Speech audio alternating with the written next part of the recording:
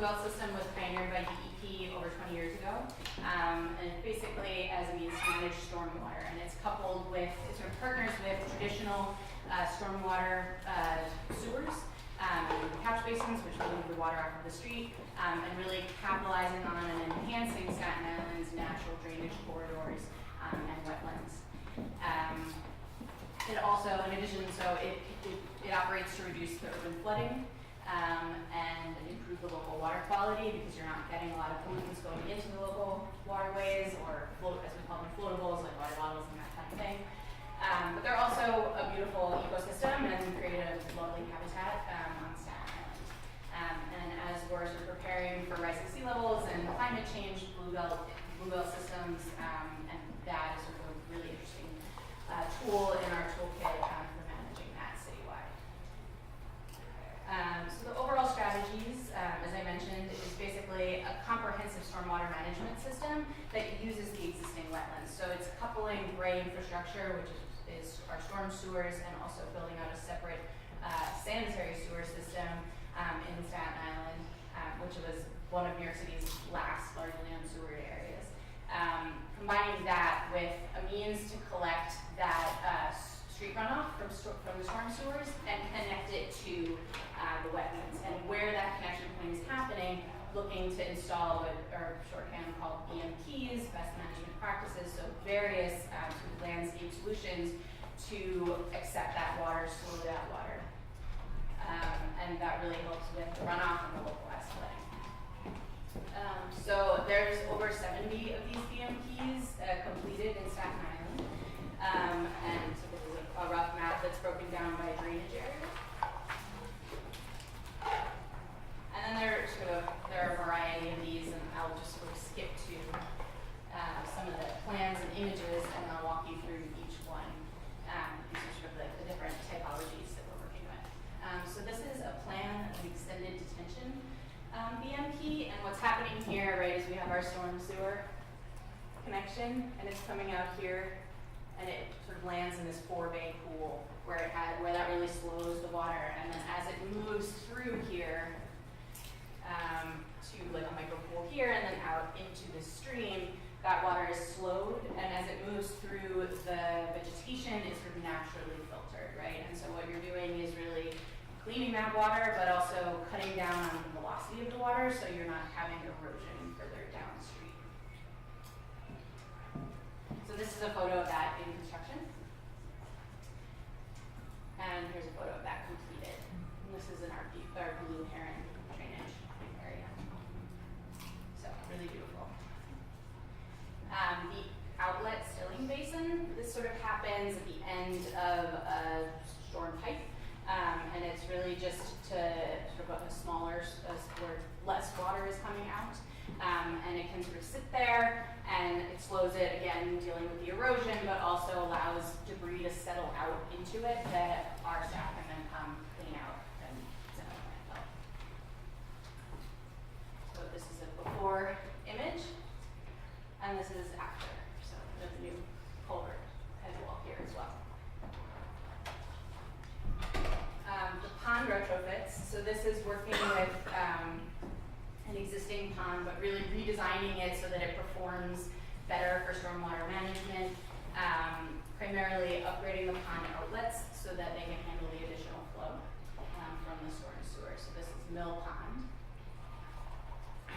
And you can sort of see there's lots of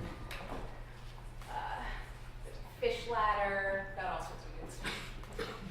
So this was it before. I love the fish ladders. The Bronx River projects, those were one of my favorites. This is pre-construction, so you can see it was not a really great looking pond at the time, really degraded.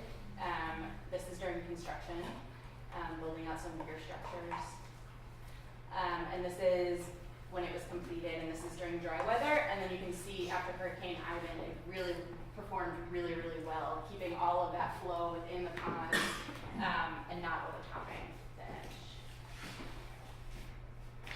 So stream retrofits are the last one that we're going to talk about today, and these are really redesigning an existing stream to give it a little bit more of a meandering path that really works to slow the flow slow the flow of the water down, and also provide a floodplain between the sort of snake of the waterway to prevent flooding. So allowing for sort of a natural place for that flooding to go rather than it going into the community.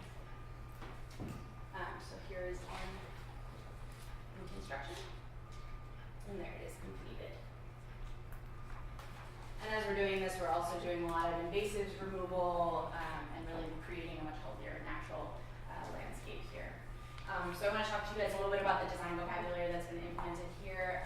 One of the primary notable materials is this acidic sandstone, which was selected to complement the rustic character of the neighborhood.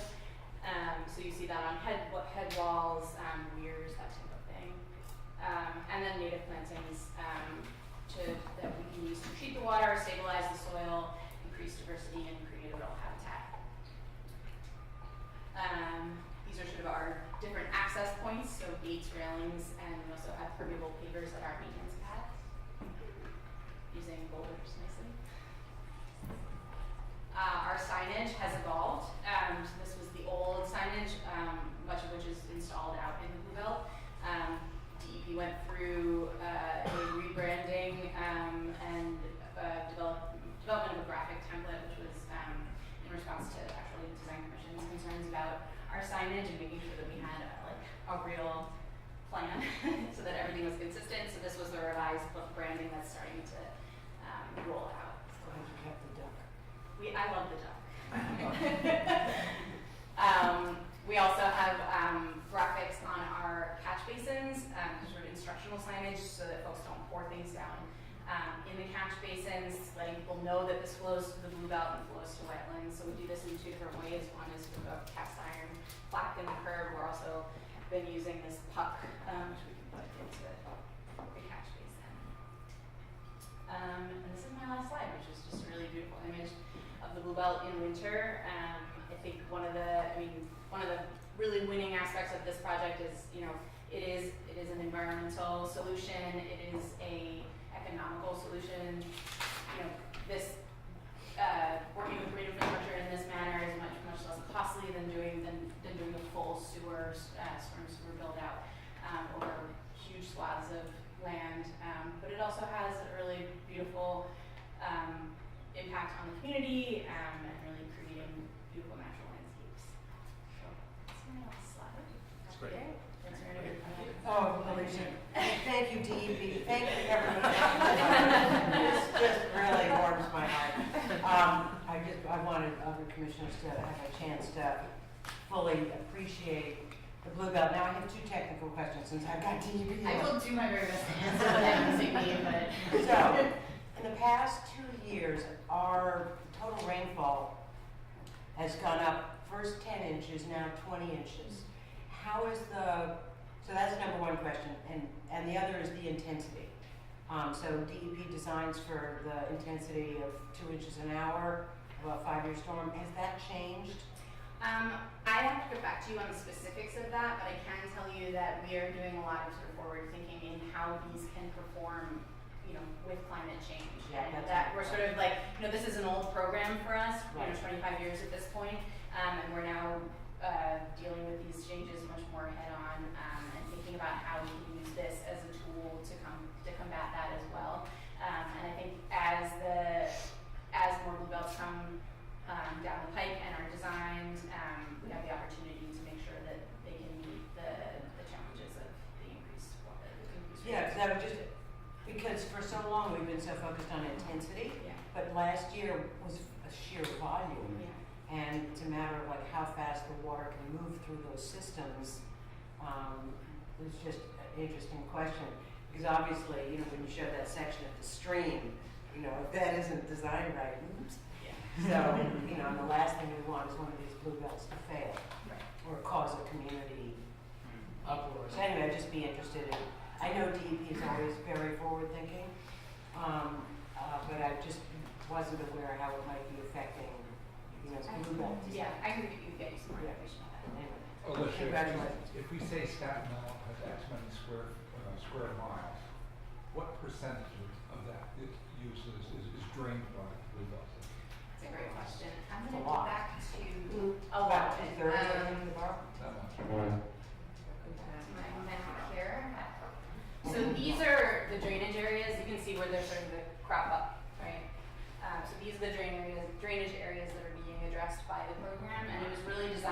like systematically, right? Thinking about that whole area, and how that interfaces with the storm sewers that are going to go in, and and the separate sanitary sewers. So it's considerable. Yeah. Yeah. Good, thank you. Great. Great. Thank you. Keep going. Great. Good morning, Commissioners. Morning, Gail. We recently received your preliminary approval for the Eastern Town Greenway of the East River from 53rd to 61st Street. We're here today to show you the conceptual proposal for the artwork by Stacy Levy. Great. Thank you very much. Beautiful place to have a meeting too. All right. I'm working on those goals, and you'll probably hear these points as I'm going through. My work often happens at foot level because I think that's a very important place to integrate your experience of what you're walking on with where you are. And I've done a number of works throughout America that are mostly about water and the patterns that water has. Here is hydrology that I'm talking about, a big carpet of hydrology. This also has walls in it. This way of experiencing your environment through your feet, and also I find that I'm just looking beyond where I'm walking to see where, not to trip into a manhole cover. So you spend a lot of time looking at this great blank canvas, and I'm very into activating that canvas. It's a project in Fayetteville, Arkansas, all about the topography and the water flow down a steep valley. Another piece with carved granite and cast glass, which shows the hydrological patterns of a creek, the Ontario Science Center. So this ankle high or ankle zone is something that I'm very, very interested in. I've used a lot of different materials to transmit information about water flow or what's living in the water, making large water maps that show the entire watershed. And a project, this is in Seattle, showing the other neighbors that live right next door to people, and these are the microorganisms, in this case showing microorganisms in Lake Union, the aquatic ones, and showing microorganisms in, there's an aquatic one, in the soil on the other side of the street. So getting to know these, the extraordinary architecture of these small creatures, I think is really important, to know that there's beauty all the way through and all the way down into the invisible, I think is an important thing, and that these forms are part of your nature. And so diatoms have a special place in my heart. I've been working with freshwater mussels, and diatoms are the lunch for freshwater mussels. And they have an extraordinary architecture that's made out of silica, the free-floating silica in water forms.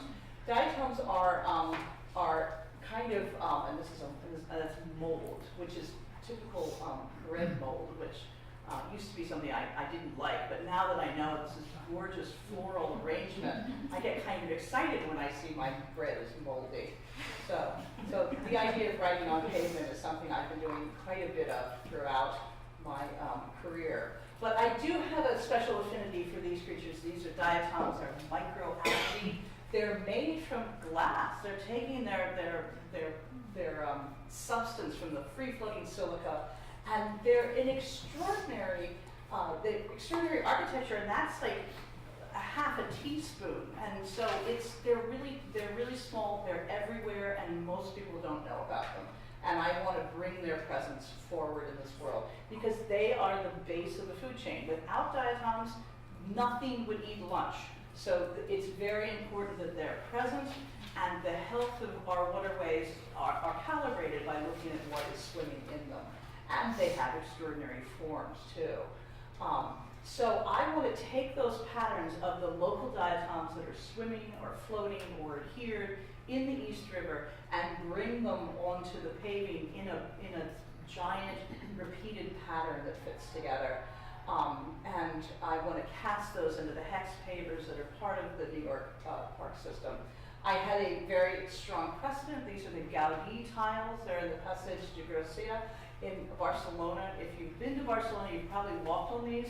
And the minute you walk on them, you know where you are. This idea that you can have a place made by a foot experience is very interesting to me.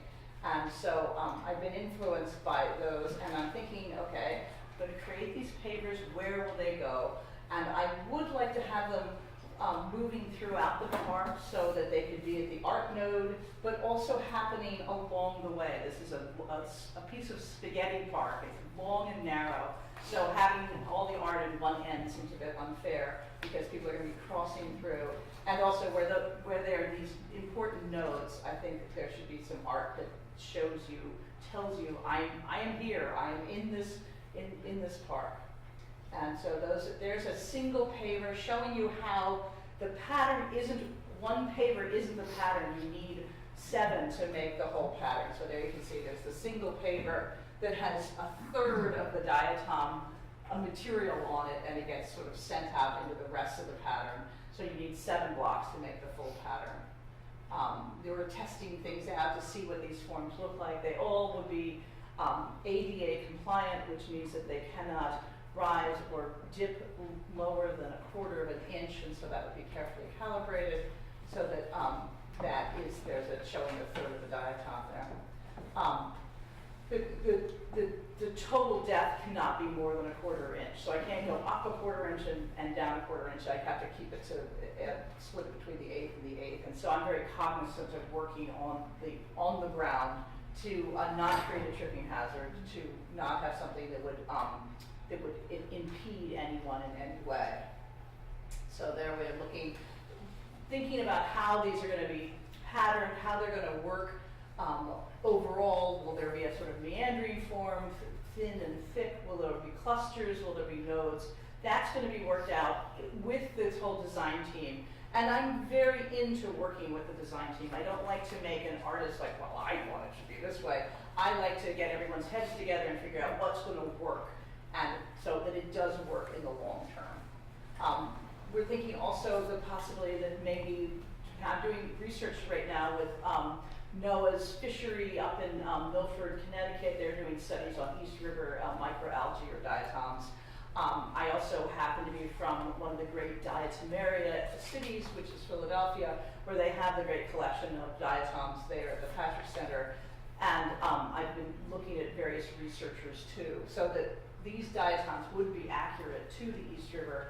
But there may be a couple of different patterns that happen throughout, so that needs to be decided too. But those are things that can shift.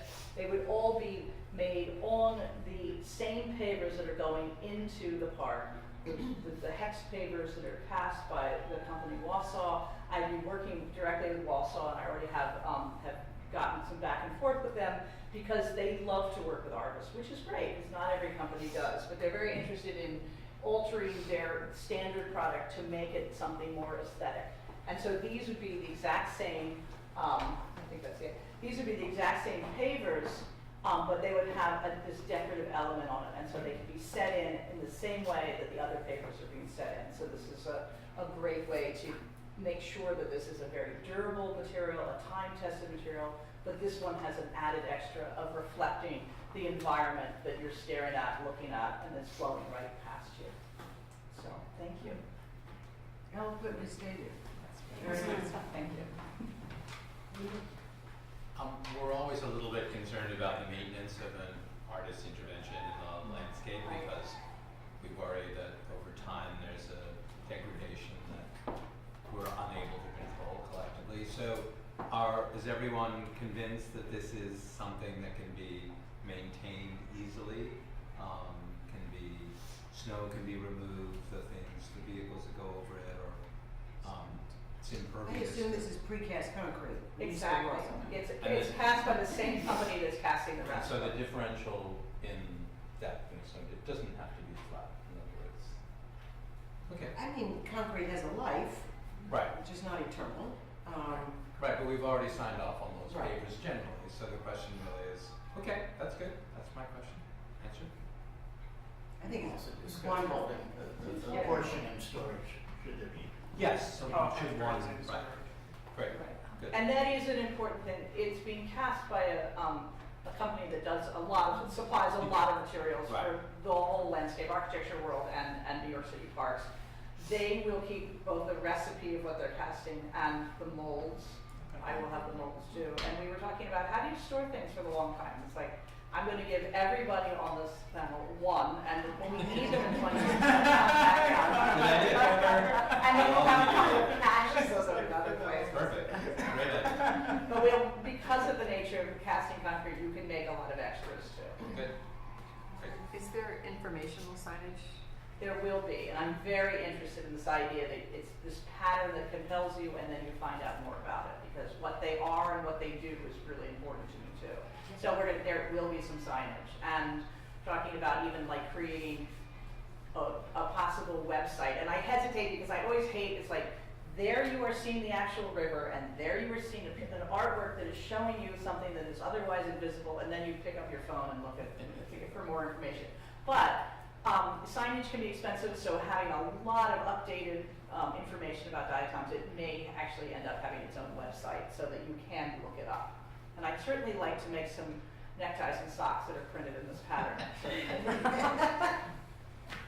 you. Who knows, it could really catch on. Thank It's beautiful, thank you very much. Good morning. Good morning. Morning.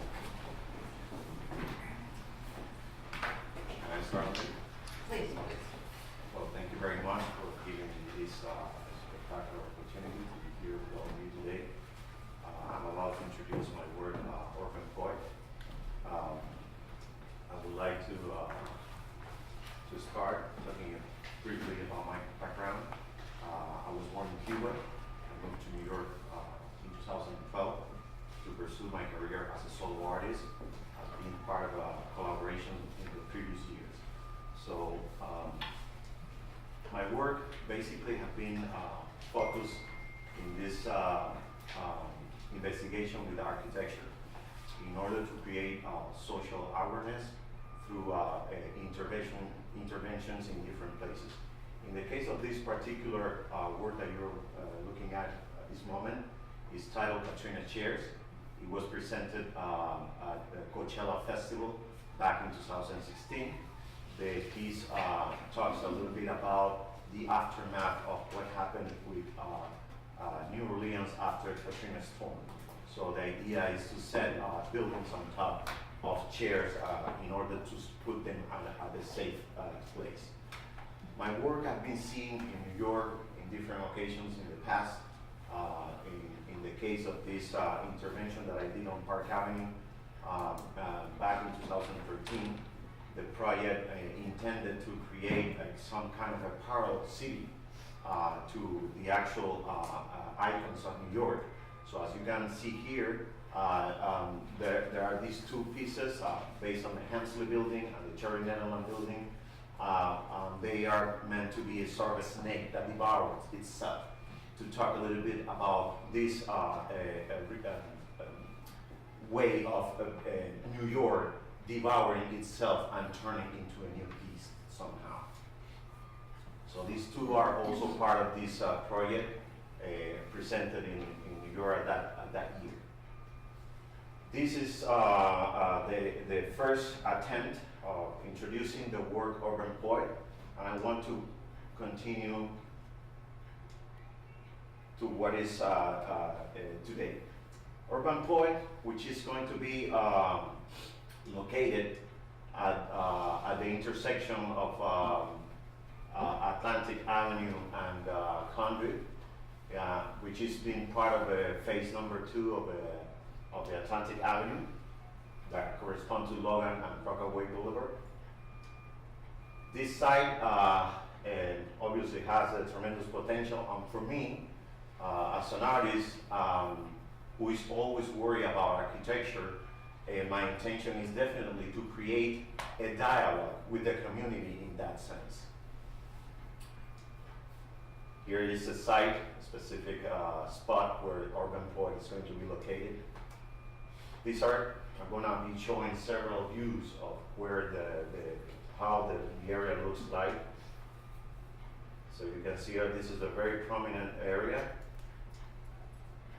So people can actually see the sculpture from many sides.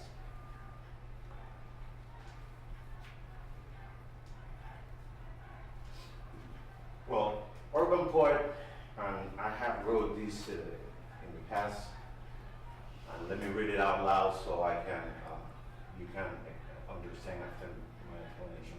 The spontaneous character of the sculpture Urban Poet. It is and its visual instability metaphorically activate a desire to take control of a situation. This dialogue intends to involve us personally in the destiny of our communities as transforming agents. For me, one of the things, and this is something that I have pursued throughout the years with my work, by creating this dialogue with architecture and creating awareness through a specific situations. And in the case of Urban Poet, I have selected a particular building in the area. It's located 4 blocks south of Atlantic Avenue. It's Pit King Street and the corner of Logan. This is the public school, elementary school, PS 159, which is facade. It could be a common facade, but for me, it's interesting how to create a connection between the project that I'm setting on Atlantic Avenue and what is happening in the neighborhood. The neighborhood can be represented in this specific project, but not only in the sense of being represented, but also giving the opportunity to that neighborhood to be in the spot, in the center of the avenue, which in turn talks about the idea how the neighborhood have to be also an active agent in order of transformation. It's not only about the sculpture who brings something to the place, but also how you can be activated through this act which I'm doing there. So basically these are renderings of watercolors that I have done based on how the piece will look. Here is a closer look of the final piece. As you can tell, this is it's been designed for a 20 feet tall height. Measurements are under control. Basically, I intend to build the project with permanent materials, which include aluminum, stainless steel. We have been paying attention to architecture codes that are meant to be taken into account. And this is another aerial view of the location of the piece. This is, we have been taking into account, checking on setting the piece, all the elements that might be surrounding the piece and how to set it up, taking account all these elements. And here, another final view of the project, how it's meant to be standing in Atlantic Avenue. So basically, this is my presentation. Thank you. Thank you. I think I need a little preamble here. This is a percent for art, and it's being generated by which project? Atlantic Avenue Phase 2 Vision Zero median project. A median project. Yes. So in other words, Those are it's a raised conduit median. to Rockaway. That is the 2-foot raised median guideline standard per PDC. Right, so we will ultimately see this piece in green and not in what it is today. Correct. You will see that in green. The base around that is per the artist. Oh, of course, yeah, I conversation get that. concrete. I didn't understand what was the project that was generating Oh. the percent. Okay. I also didn't quite understand, I'm trying to figure that out. How tall is that piece? 20 feet. 20 feet. 20 feet tall, yes.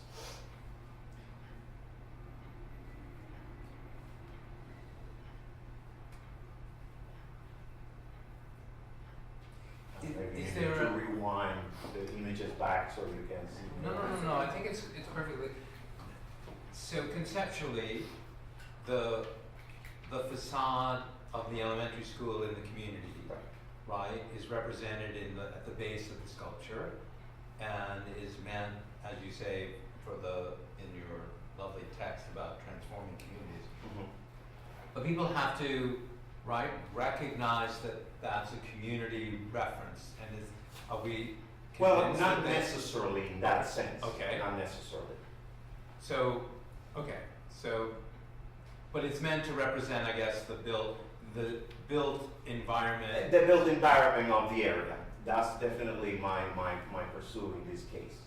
Yes. It's quite cool, it's great.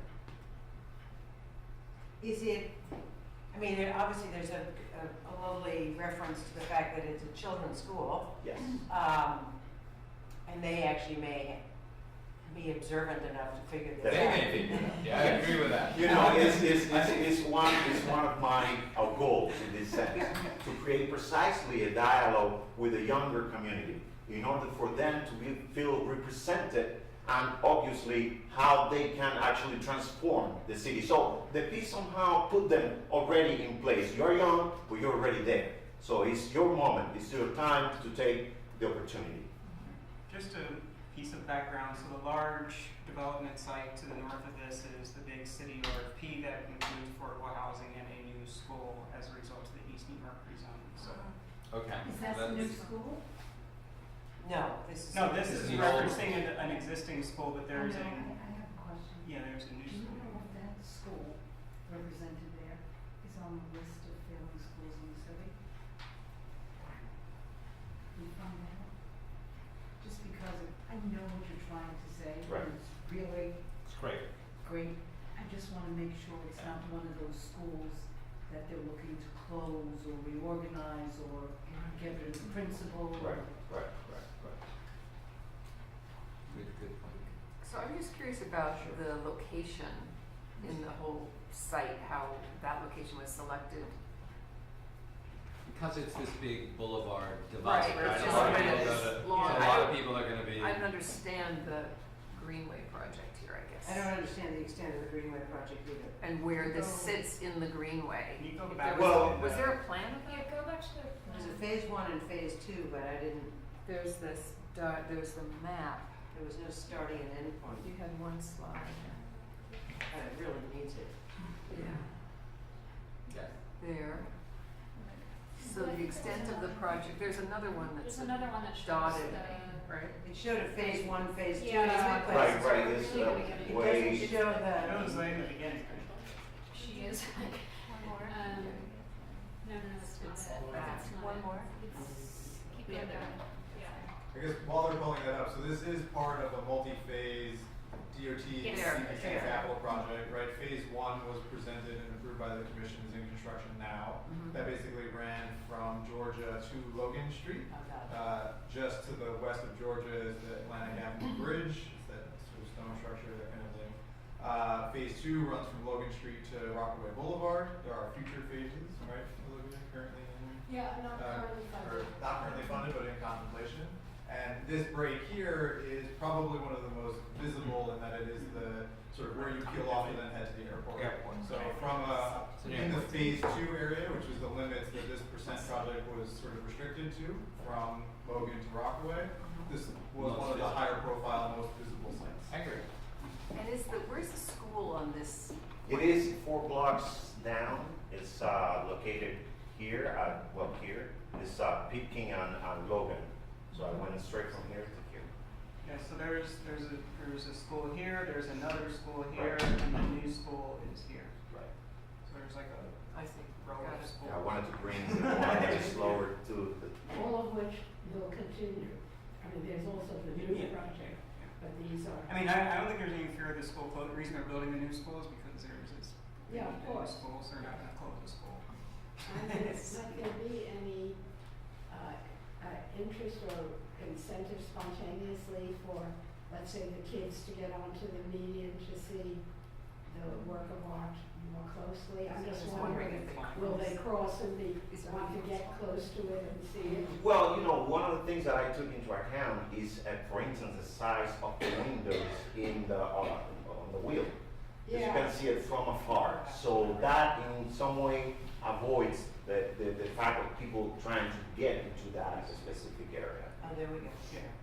But there's no crosswalk there. No, Aren't- there's But not. they might walk along. No. They don't no, ever walk No, along. not either. They don't walk. No. It's like an expressway, right? Yeah, it's like Yeah. Too fast. It's just very fast It's very traffic fast. there.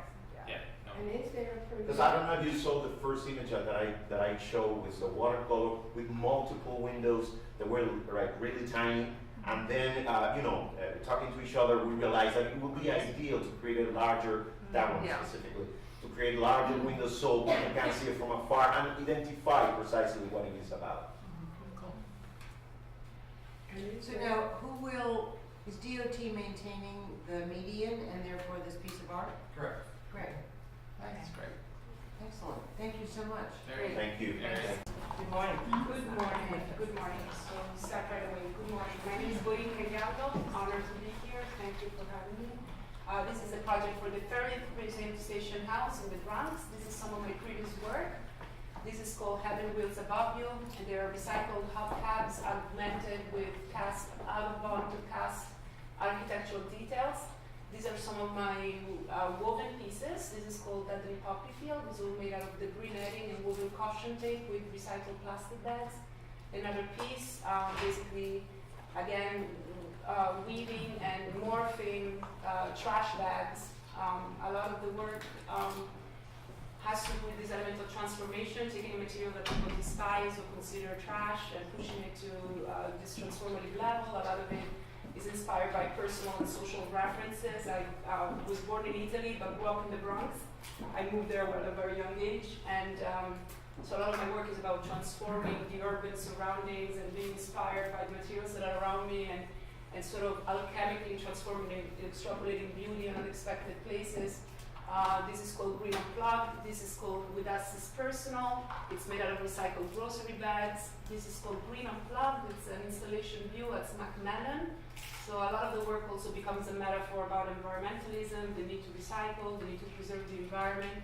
This installation is called Bee Sanctuary, and it was first installed at Wayfield, the cultural center in Riverdale in the Bronx.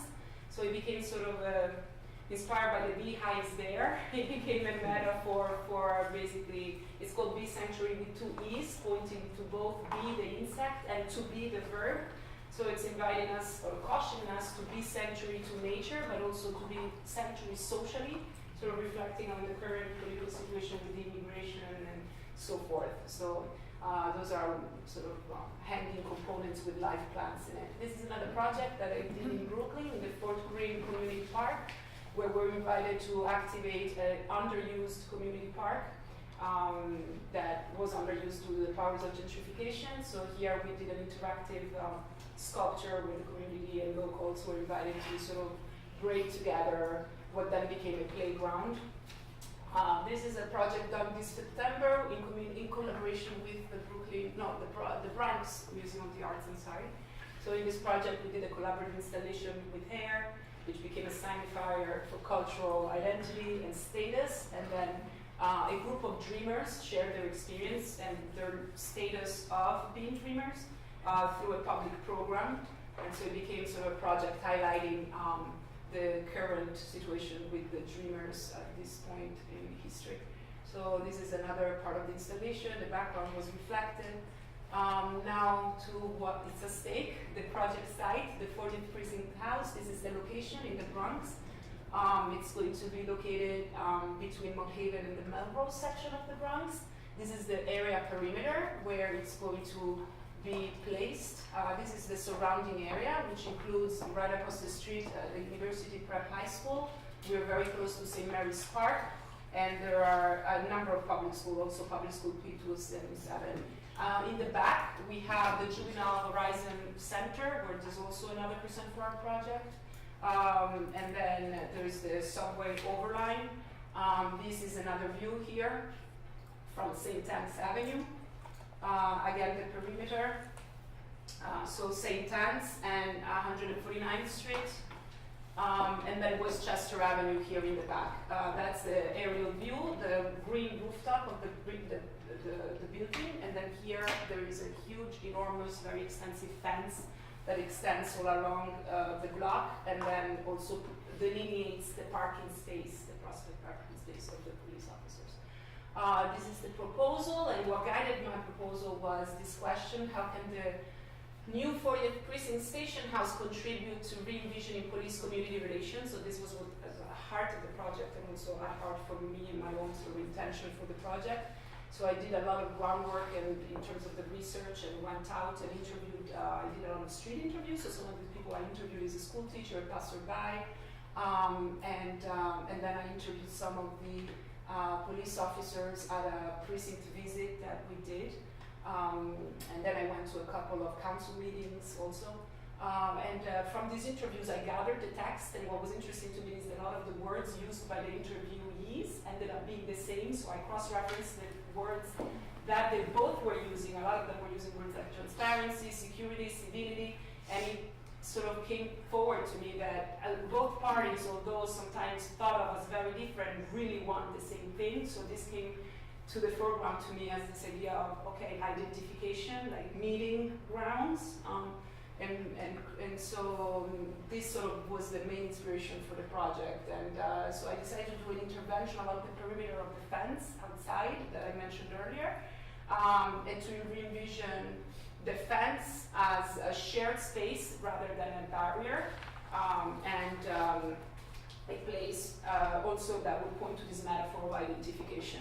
So the work is called Uncommon Thread. Some people say, why uncommon? It's because I looked up the word common. I thought common as in let's commonly join each other, on the same page, but then when you look up common, it says cheap, uneventful, extraordinary, whereas uncommon has extraordinary, remarkable as their definition, so I added in parentheses uncommon. Formally, the artwork is a sculptural installation along the perimeter of the 40th Precinct Station House, created from stainless steel, emerging from the fence itself, the preliminary fence that's going to be there, as a series of abstract organic forms woven together.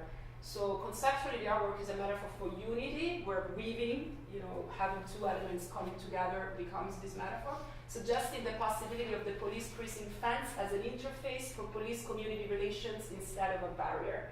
The reflective portions emphasize this even more because the reflectivity would dissolve basically the fence, reflecting the environment and the faces of the community members and police officers alike in a kaleidoscopic kind of effect and sort of almost weaving of reflections. The reflective portions would allow both police and community members to see each other in themselves. So if I look at the reflective portion, I may see the officer instead of myself and vice versa. So that socially, the artwork is meant to soften the perimeter and attract the surrounding community to the new 40th Precinct Station House. So this is, again, a definition of weaving. It's a method of textile production in which two distinct sets of yarns or threads are interlaced at right angles, so the warp and the weft intersecting. This is a close-up of my labor-intensive process of weaving those huge installations, just with the caution tape through the debris netting. And this is a little bit of what I hope the reflection to be like, sort of portions of it, capturing fragments of the environment and the interactive kind of component in front of the precinct. Again, the verb to reflect points obviously to reflecting an image of, but also to bring about a good or bad impression of, which I think also conceptually sort of resonates with this project, and to think deeply or carefully about. So also an invitation to kind of deep thinking about engagement and about deep thinking about re-envisioning the sort of the responsibility we have socially to kind of re-envision the police-community relationships. This is a very early sketch that I believe I did at the very beginning when I was still basically being selected, which kind of gives us an idea of how the idea has evolved, but was there from the beginning, the idea of reflection and reflecting the community. I didn't know at the time that I would have had a baby, so in the meanwhile, so this little sketch of a lady pushing a stroller became prophetic. These are the early conceptual models that I made, originally thinking of doing two separate interventions and then kind of determining that there would be one. But, and then these are made out of chipboard, which I thought would be, imitating the rigidity of steel, and then I covered them with aluminum to kind of like experience what bending metal could feel like. This is the proposed artwork. The pre-existing fence will be black, so there is a proposal to transition to the reflective portions by transitioning through a grayscale from black to gray to silver into the reflective portions. We also are looking forward to engaging local institutions like the schools and possibly also the juvenile detention center with community programs and educational programs where I could either visit as a visiting artist so they could come visit the precinct with the community, you know, a part of sort of structured programming organized with the police and community liaison. So there's a conversation there. Also making connections to the New York City Blueprint curriculum for the arts that includes, you know, awareness of public art and neighborhood walks and all that. So that would be also part of which how we involve the community. These are the magenta portions or segments there point to the artwork locations proposals. One right there, artwork location 1, which is on St. Anne's, and the other one, artwork location 2, would be on the side of 149th Street. This is the delineated perimeter onto the pre-existing fence. The piece would extend 23.9 inches thick. And then this is in the front. This is the segments, these are the segments or modules that the construction will use to install the fence. So they're working on modules that hold about 8 balusters. And so this is sort of an indication of that. This is a front view. This is basically the transition here, and then the woven components and the reflective components. There's going to be a concave space and a convex space, so that the kind of like the fence will implode and explode in a sense slightly to provide occasional perching or the ability to sit on it for the passersby. So that would provide an involuntary engagement where the passerby, instead of kind of walking as fast as possible to kind of run away from the precinct, is invited to rest and kind of be nested in the fence. This is an indication of the plans to work out the transition from gray to black, from black to gray. And this is again on site, in situ, where the location would occur. So this is the part closest to the building. And again, the location was chosen due to the proximity across the street of the school, which would maximize the community engagement, arguably. So here's this is kind of a faraway view, but you can see it there. And the parking lot of the precinct will be inside.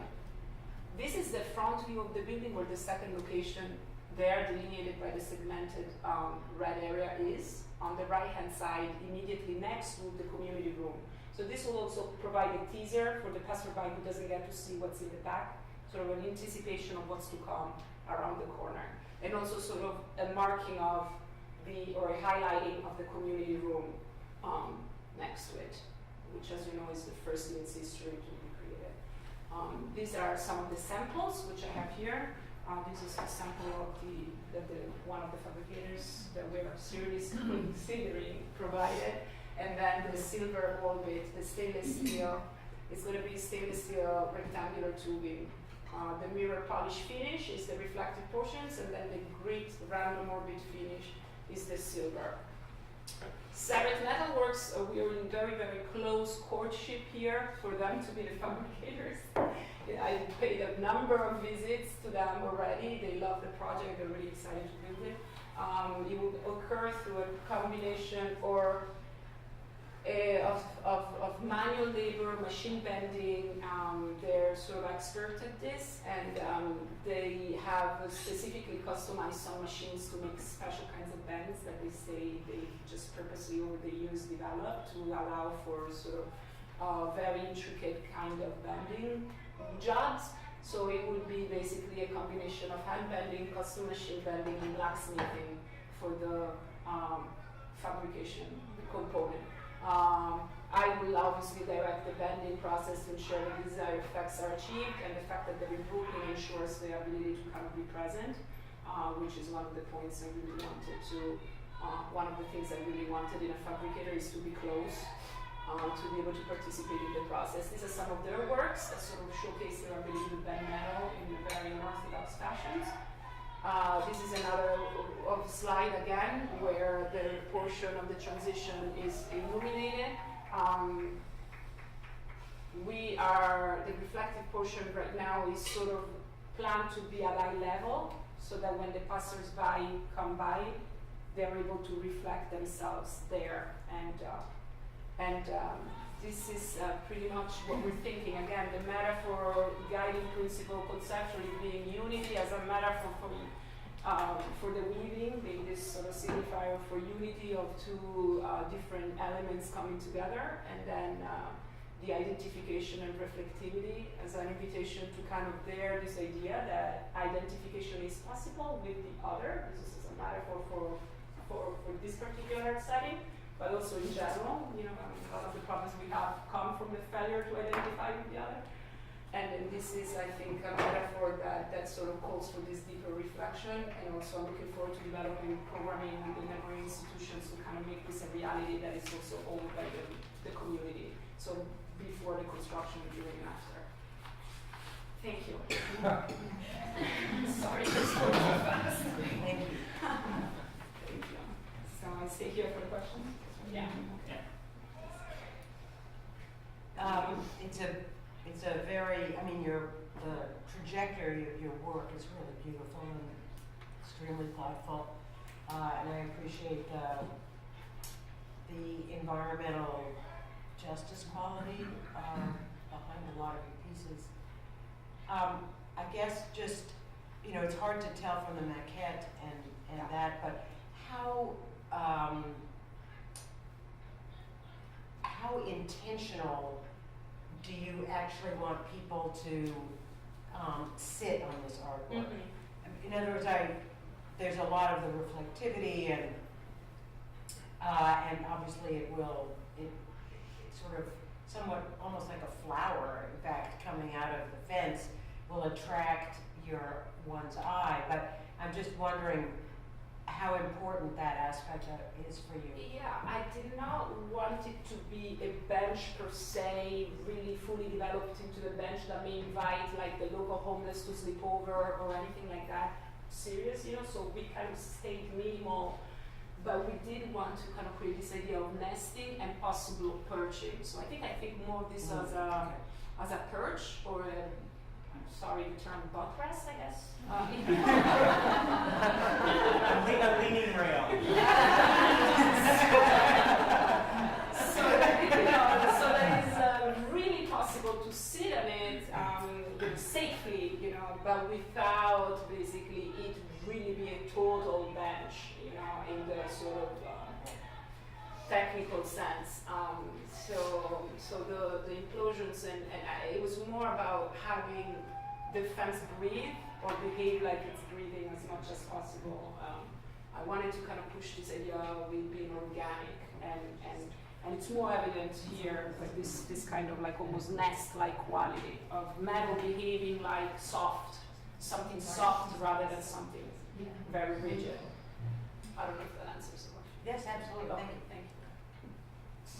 So I also loved your presentation of your work, and a lot of it seems to me, in terms of its political statements and the use you did with discarded materials and the suggestion that materials that were thought to be sort of disposable were suddenly made by you into incredibly beautiful objects.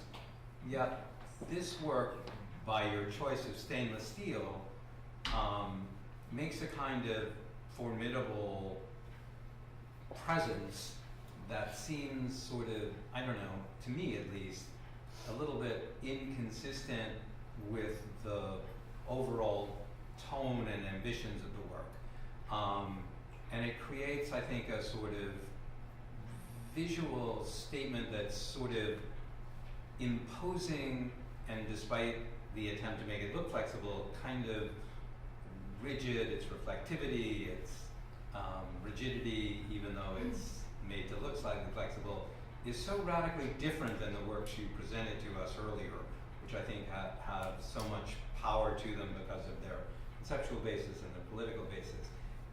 I'm not, and then I look at it as in the location of the work you've chosen, which, if I'm not misunderstanding, is literally, you know, on one of the main facades of the police station itself, correct? And one is to the side, right? Yeah. And the other is really one of the main facades Right up that'll be seen from the school. Right up against. Right there, right there. And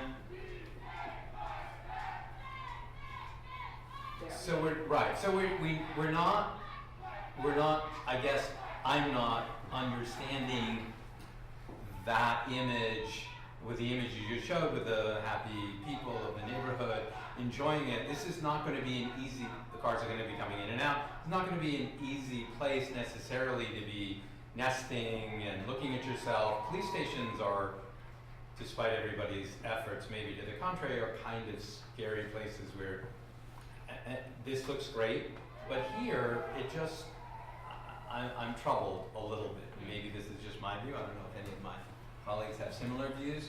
That this feels to be a piece that is an imposing piece on a very imposing place that doesn't get to the kind of welcoming community engagement feeling that you've articulated to us and that your prior work has so brilliantly, I think, achieved. So I'm not yet, to be honest, I'm not yet convinced. Right. That's just one view. This point, funny enough, came up at the community board meeting. So one person objected, oh, but then they're all going to park in front of your artwork. They have this tendency of taking over. Right? Where's Amir? Oh, here. And so, I'm presuming that is not going to happen because the parking is going to have 200 parking spots inside, You never know. Well, not 200, but 150. So some of that, and going back to the choice of metal, a lot of the challenge, obviously, for me too, was to work with a pre-existing material that's not the ephemeral plastic bag or caution tape that. Right, a fence made out of plastic bags would not be perfect. Right. I totally understand that. But to go from plastic bags to polished stainless steel, So- that's a big leap. I feel like there was also some discussion about how, the handmade model was more organic than the digital rendition that got a little bit more rigid, and I'm hoping that the hand bending process, once we get to the shop actually, will allow us to again go back to the more organic sort of feel, because that's really one of the core of this, is to use a pre-existing material which is common, an institutional fence which is not beautiful in any way, and to make it behave in a way that is not expected. So essentially, making it behave like thread, and also upon consultation with several fabricators, this idea of having not simulate but actually weave the metal is not something very simple to do. A lot of them rejected me out the door, like, no, what are you talking about? Let's use a 3D printer, let's make believe it looks like it's woven but not really woven. So I think the technicality of the proposed process, again, will speak to this organic quality of the unexpected. And so the reflective portion will, depending on how much budget we have, I use very minimal because it's the most expensive part of the project. So I distribute it minimally, and so far, based on the proposed budget, we have a little bit more money to possibly use it more, because that's also the part where, although it's not colorful, like the caution tape ends up being abstracted, you lose the text, you get all that kind of pixelated texture that you're talking about. But unlike, but the reflectivity, which will also reflect the mosaic quality and dissolve the space in a way that this light cannot fully do, because the computer does not allow you to do that fully. So, so that is a little bit of what I'm answering to that. That in the preliminary design, arguably, I'm going to further push the organic quality within what's permissible with metal. So point well taken. But I agree in the sense that I will do the best I can to be as organic as I can, But in that equation, I also am very happy to be challenged to work with a different material and reversing its capacities, when done. Wait, can you elaborate on that? Yeah, meaning what I'm fascinated by as a sculptor is the transformative element. So to take something that is rigid and make it behave like rubber or like something. So that I think where sculptors get excited, it's like almost reversing materially what a piece is, or a material is signifies for, that ends up also having conceptual repercussions, this kind of process. So, and then this idea of the reflectivity dissolving the fence, that once things are reflected, then you won't read it as a fence, it will dissolve into the space. So that's what I'm insisting in the reflective, even though everybody's like, it's expensive, let it go, let it go. It's really key to this concept and to this process. But you're only part of a much longer fence. Yeah, I am, but not that much longer, because at the end, when we look at this, this is an entrance. This is a little bit of space where the transition from black to gray would occur, so still kind of working to do that. And then here's the entrance to the parking lot. And then there is a different type of fence, fence A, correct, that delineates the longer portion of the parking spot. It's So- a totally different. Totally different fence, a different program, no longer like this, but it's a gridded fence that is completely different. Where And I is can- that? That is Where here. do they meet each other? The blue, Uh-huh. see? So then there's a gate that separates the two. So this is a sliding gate Mhm. that changes, that The closes. gate, what is the, I'm sorry, so I mean, I also think your work is very beautiful. I admire the previous work, so I'm just trying to understand Yeah, here. that's So it. the gate is made of which friend? On the So left or the right? this element and this element are the same vertical baluster The line. black. Yeah, black. Uh-huh. Now the reason why I wasn't able And then to the do the gate- intervention here is because two sliding doors Mhm. need to slide in, and that would basically eliminate my the fruition of the door opening and closing would interfere with the piece, and also would reduce greatly the area of intervention because it's actually half of what it looks like because of the sliding door. If I'm understanding this correctly, but I think we've discussed this several times. Phil, let me just ask you, when you are reacting, is it more the juxtaposition of the work with the very modern and I'm trying to think of the word, but anyway, police department behind it versus as part of the line of fence, putting it into the line of fence? In other words, is it its juxtaposition with the building itself that is? It's an excellent question, and I think it's a little bit of both. I think there's to me, the ambition of the work, the concept of the weaving, the desire to make something a kind of material and in a sculptor's hands transform from something it isn't meant to be to something you make it to be is a laudable ambition. I think the work we're seeing has maybe more of that than it needs to, in the sense of its density, in the sense of its sort of presence, in the sense of its width. I completely understand and go back one more, this one. This one. I totally understand, I think, and embrace the conceptual underpinning that is so part of all your work. And then here somehow when I see the final preliminary presentation, I think it not to say it in any other way, it goes further than it needs to and creates a kind of block between what you want to achieve and what you're going to see. And therefore I'm like, I would rather it be sort of simpler.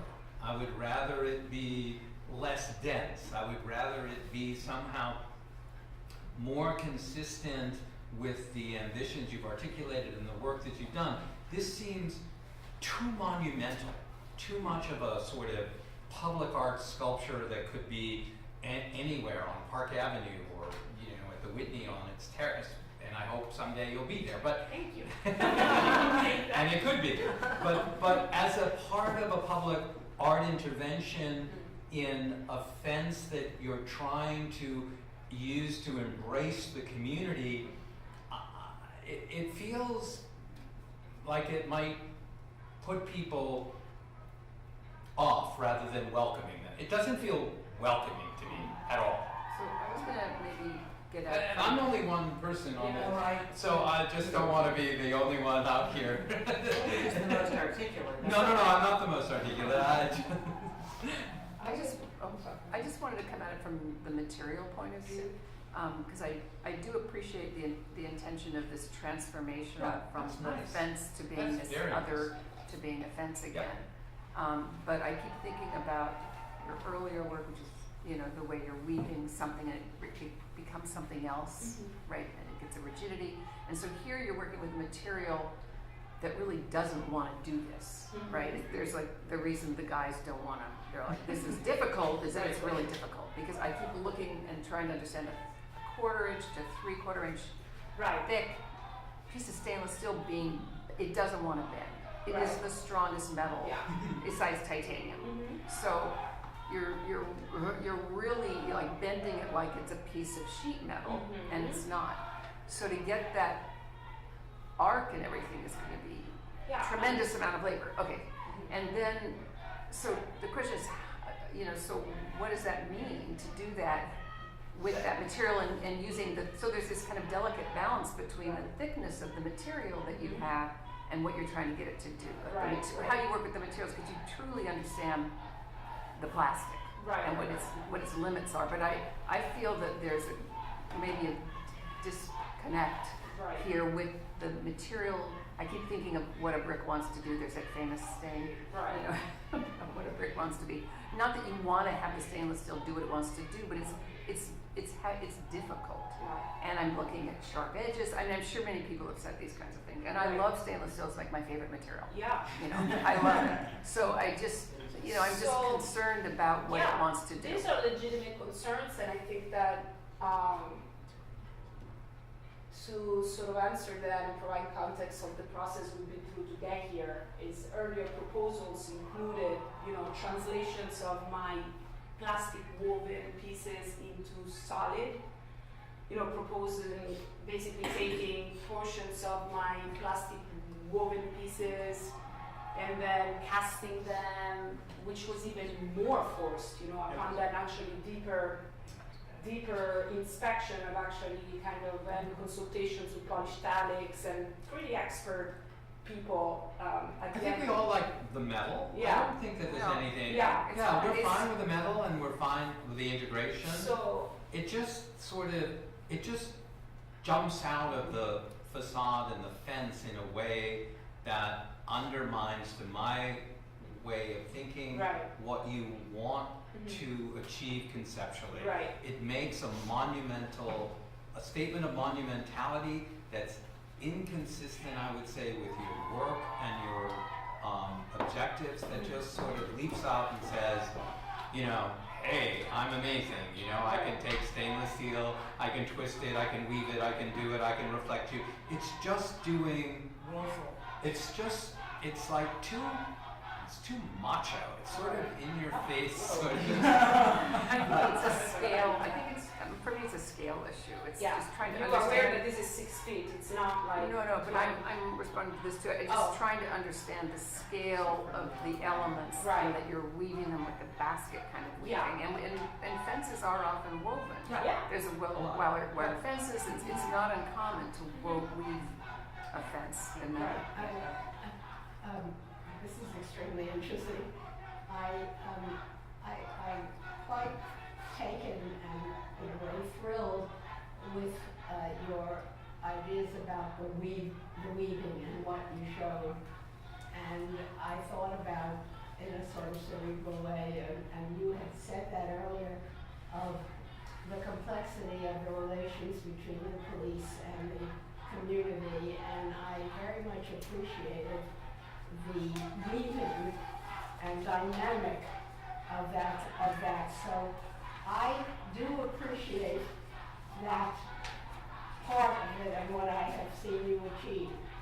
I think the question of the metal and the stainless steel and forcing the metal to embody the concept may perhaps be difficult. And as Phil was talking and others, I wanted to say, did you or could you contemplate an alternative material that would not discard the weaving, which I think is quite interesting and important, but could that be done? Also, That's a maintenance, I'm sorry? There's a maintenance concern.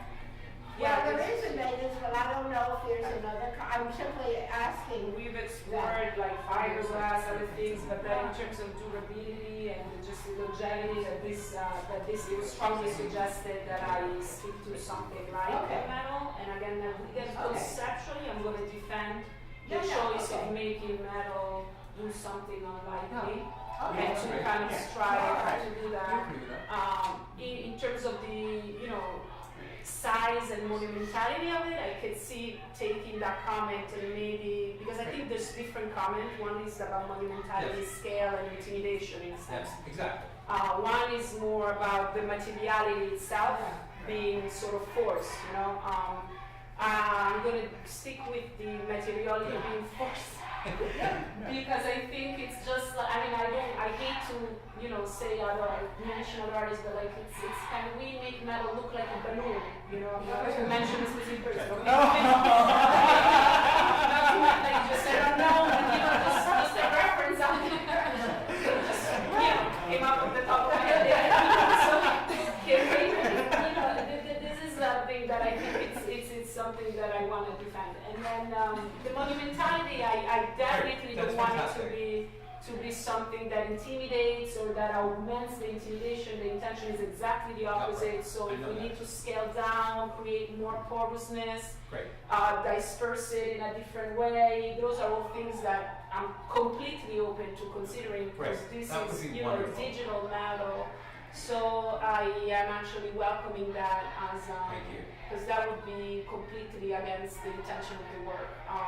And then again, another thing I wanted to mention is the expectation of the types of work you see in the Bronx, because that also is an aesthetic consideration too. That somehow people think, but more community friendly, things that the community can identify more like, and stainless steel. You could see it in the weekly. It's more of a fine art, situation. So I'm going to defend it in that sense too. In that to engage the community in a way that's not expected. Like the first thing I hear when I say to people, I'm involved in a community project, is, you're making a mural. I think the materials.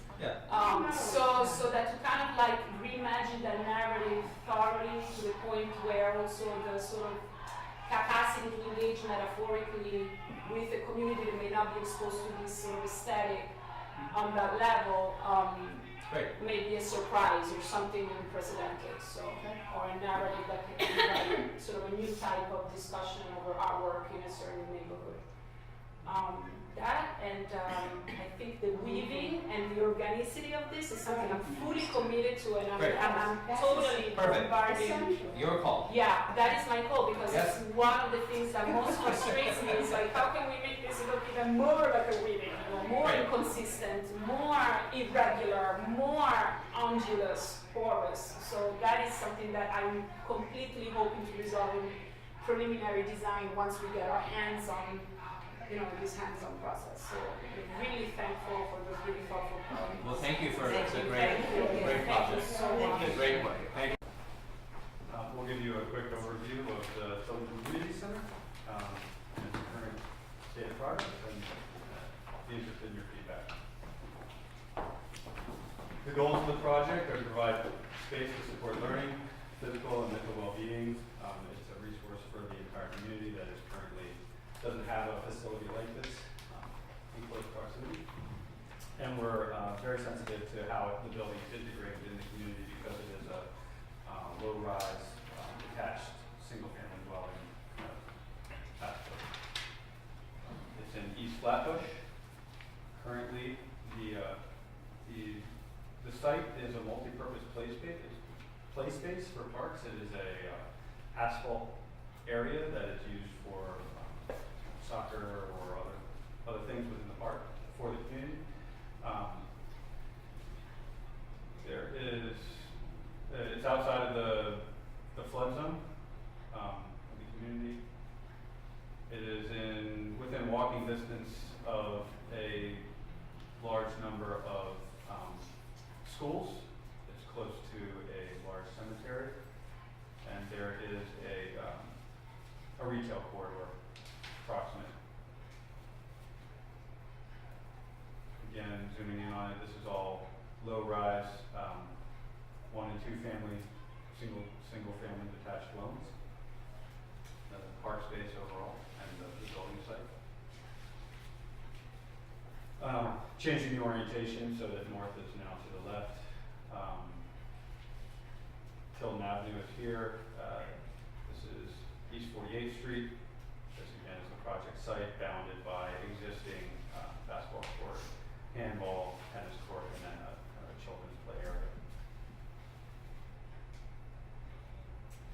The impacted area is limited to the building site and just outside of it for staging. We are going to need to do stormwater retention, which is proposed to go under the existing basketball court here, which would be then resurfaced. There are neighbors on the block to the south of the building. And we're trying to limit disturbance to, as few trees as possible, but there are some that are directly adjacent to the foundations. These are views of the park from the north looking back at the multi-purpose play space. This is the main entry to the park most of the time. This is a view looking across the children's playground to where the building site is in the background. This is a view from 48th Street looking at that multi-purpose play space in the southern neighborhood.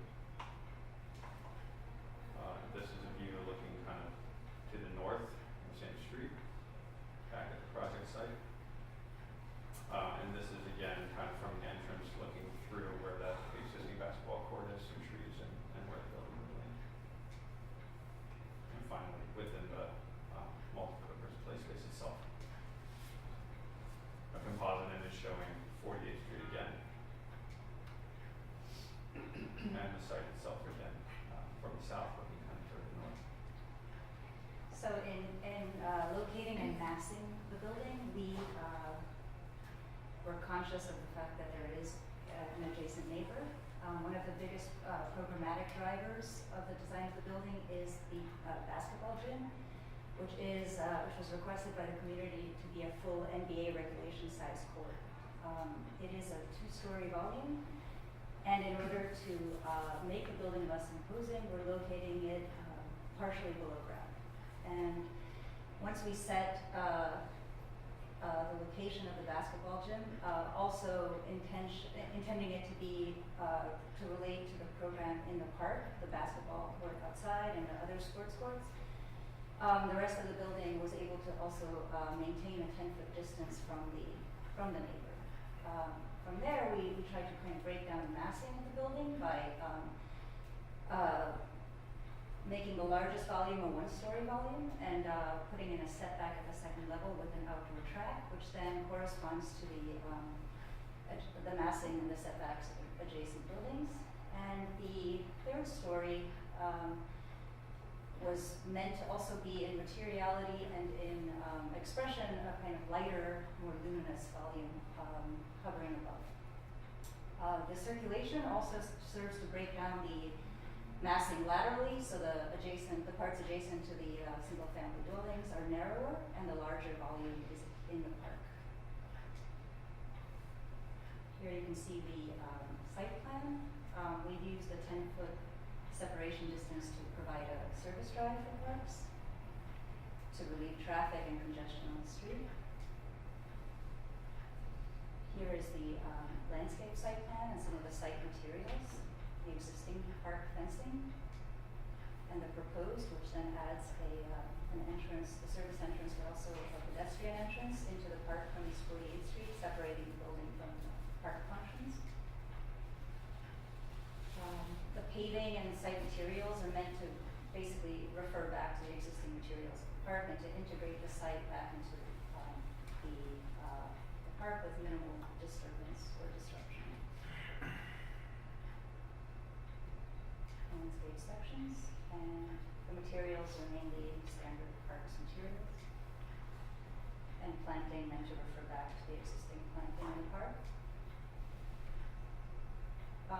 Although the location was given to us by the Parks Department, we actually feel that it causes the least disruption to the adjacent functions in the time when it's most likely to be used. The park is most likely to be used in the summer.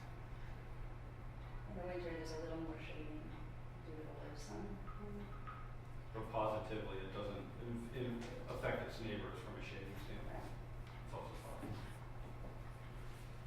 The lower level shows the basketball gym and supporting functions. The ground level is a lobby, again, with supporting functions. We've located the supporting functions of the building toward the neighbor to minimize visibility on behalf of the public users of the neighbor and people looking in on them. The outdoor track and the fitness floor with supporting functions. And the top level is an education and community function space. The roof is not programmed. We are proposing it as a location for mechanical equipment and on-site renewable energy. It should be mentioned that sustainability is a key part, a key driver of the design of this building. We will be complying with the new local laws 31 and 32. The building is designed with a high-performance facade on every level. At the ground floor, we're using brick and storefront glazing, high-performance storefront glazing, responding to parks' concerns about maintenance, durability, and functionality at the ground level. We're using sintered stone panels at the intermediate level and proposing polycarbonate cladding on the upper level to maintain luminosity, reflectivity, and aesthetic lightness to keep the building from being too imposing in its massing.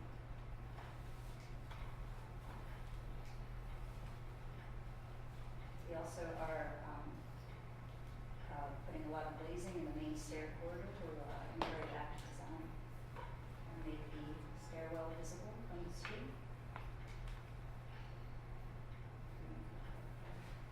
These are just sections of the detail, the proposed detail for the upper volume where we have the polycarbonate with a window behind it, so there's light transfer, but not actual visual integration, and then in some cases, and that would be a location like this, different kind of opacity, and then in some locations we have the full version of this. Again, meant to maximize the thermal performance for that. R3. Sectional diagram of the building where you can start to see that this is the park surface. There's glazing here and there's glazing in the lobby as well. So there's visual reference from the park and the sports functions through the building at that level. The upper level with the area for the track and then classrooms and so forth. Cross section showing the same street view through into the park. And then visual idea for the building. Same. We're proposing glazed brick here, and I think we have shared, there's a few different samples of it. Those are relatively restrained in their expression, but we thought that we could add some color to the inside of the building. And there are a handful of ideas about that here as well. This is from the park side where there's meant to be a communication between the park users and the building proper and integration here.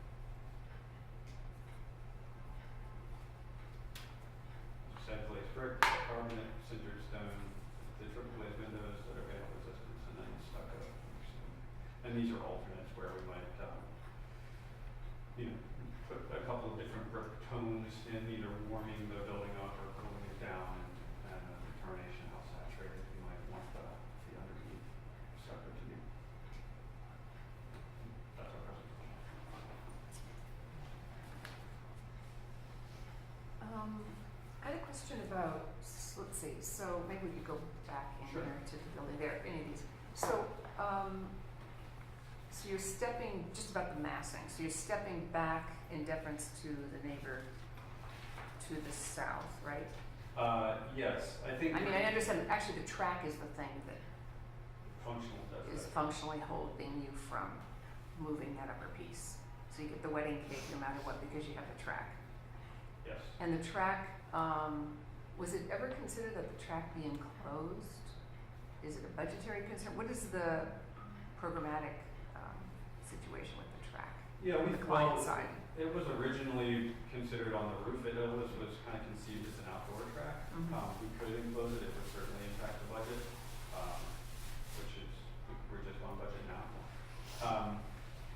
We like to step back at that level so that we could start to keep a level that is kind of congruous to the adjacent buildings. Mhm. I think Anka also mentioned it, but the distance that we have between the buildings here is also a decision. Right. I think we also like the visibility of the people using the track from the park and from the street. It's Mhm. another means of communicating with the outdoor programs. So do you think, because that's our role, do you think that the height of the parapet, is there gonna have to be another fence there? What do you think you will end up with in terms of the height ultimately? Right for now, safety and yeah, what's being It's 42 inches. We have already started, I don't know if you see a top rail here. That brings it to 42 inches, so the solid part of it is 36, say. We could, if we need to extend it for safety reasons, we could do so with this expression as opposed to the solid expression. So there's a rail in there There it is, yeah. So we already. that's just inboard of the parapet? I mean, it's always difficult. It's It always is. an awkward situation when you put a rail on a parapet. So It's you're, just inboard, it's inboard yes. and it's gonna be, you think, 12 inches up or something, or 6 inches? I think 6, yeah. 6? I mean, 6 inches higher than the top of the parapet right now. And we also glazed a large part of that second-story volume to promote visibility of the track and how it's used from inside the building. What's the width of the track? 2 lanes.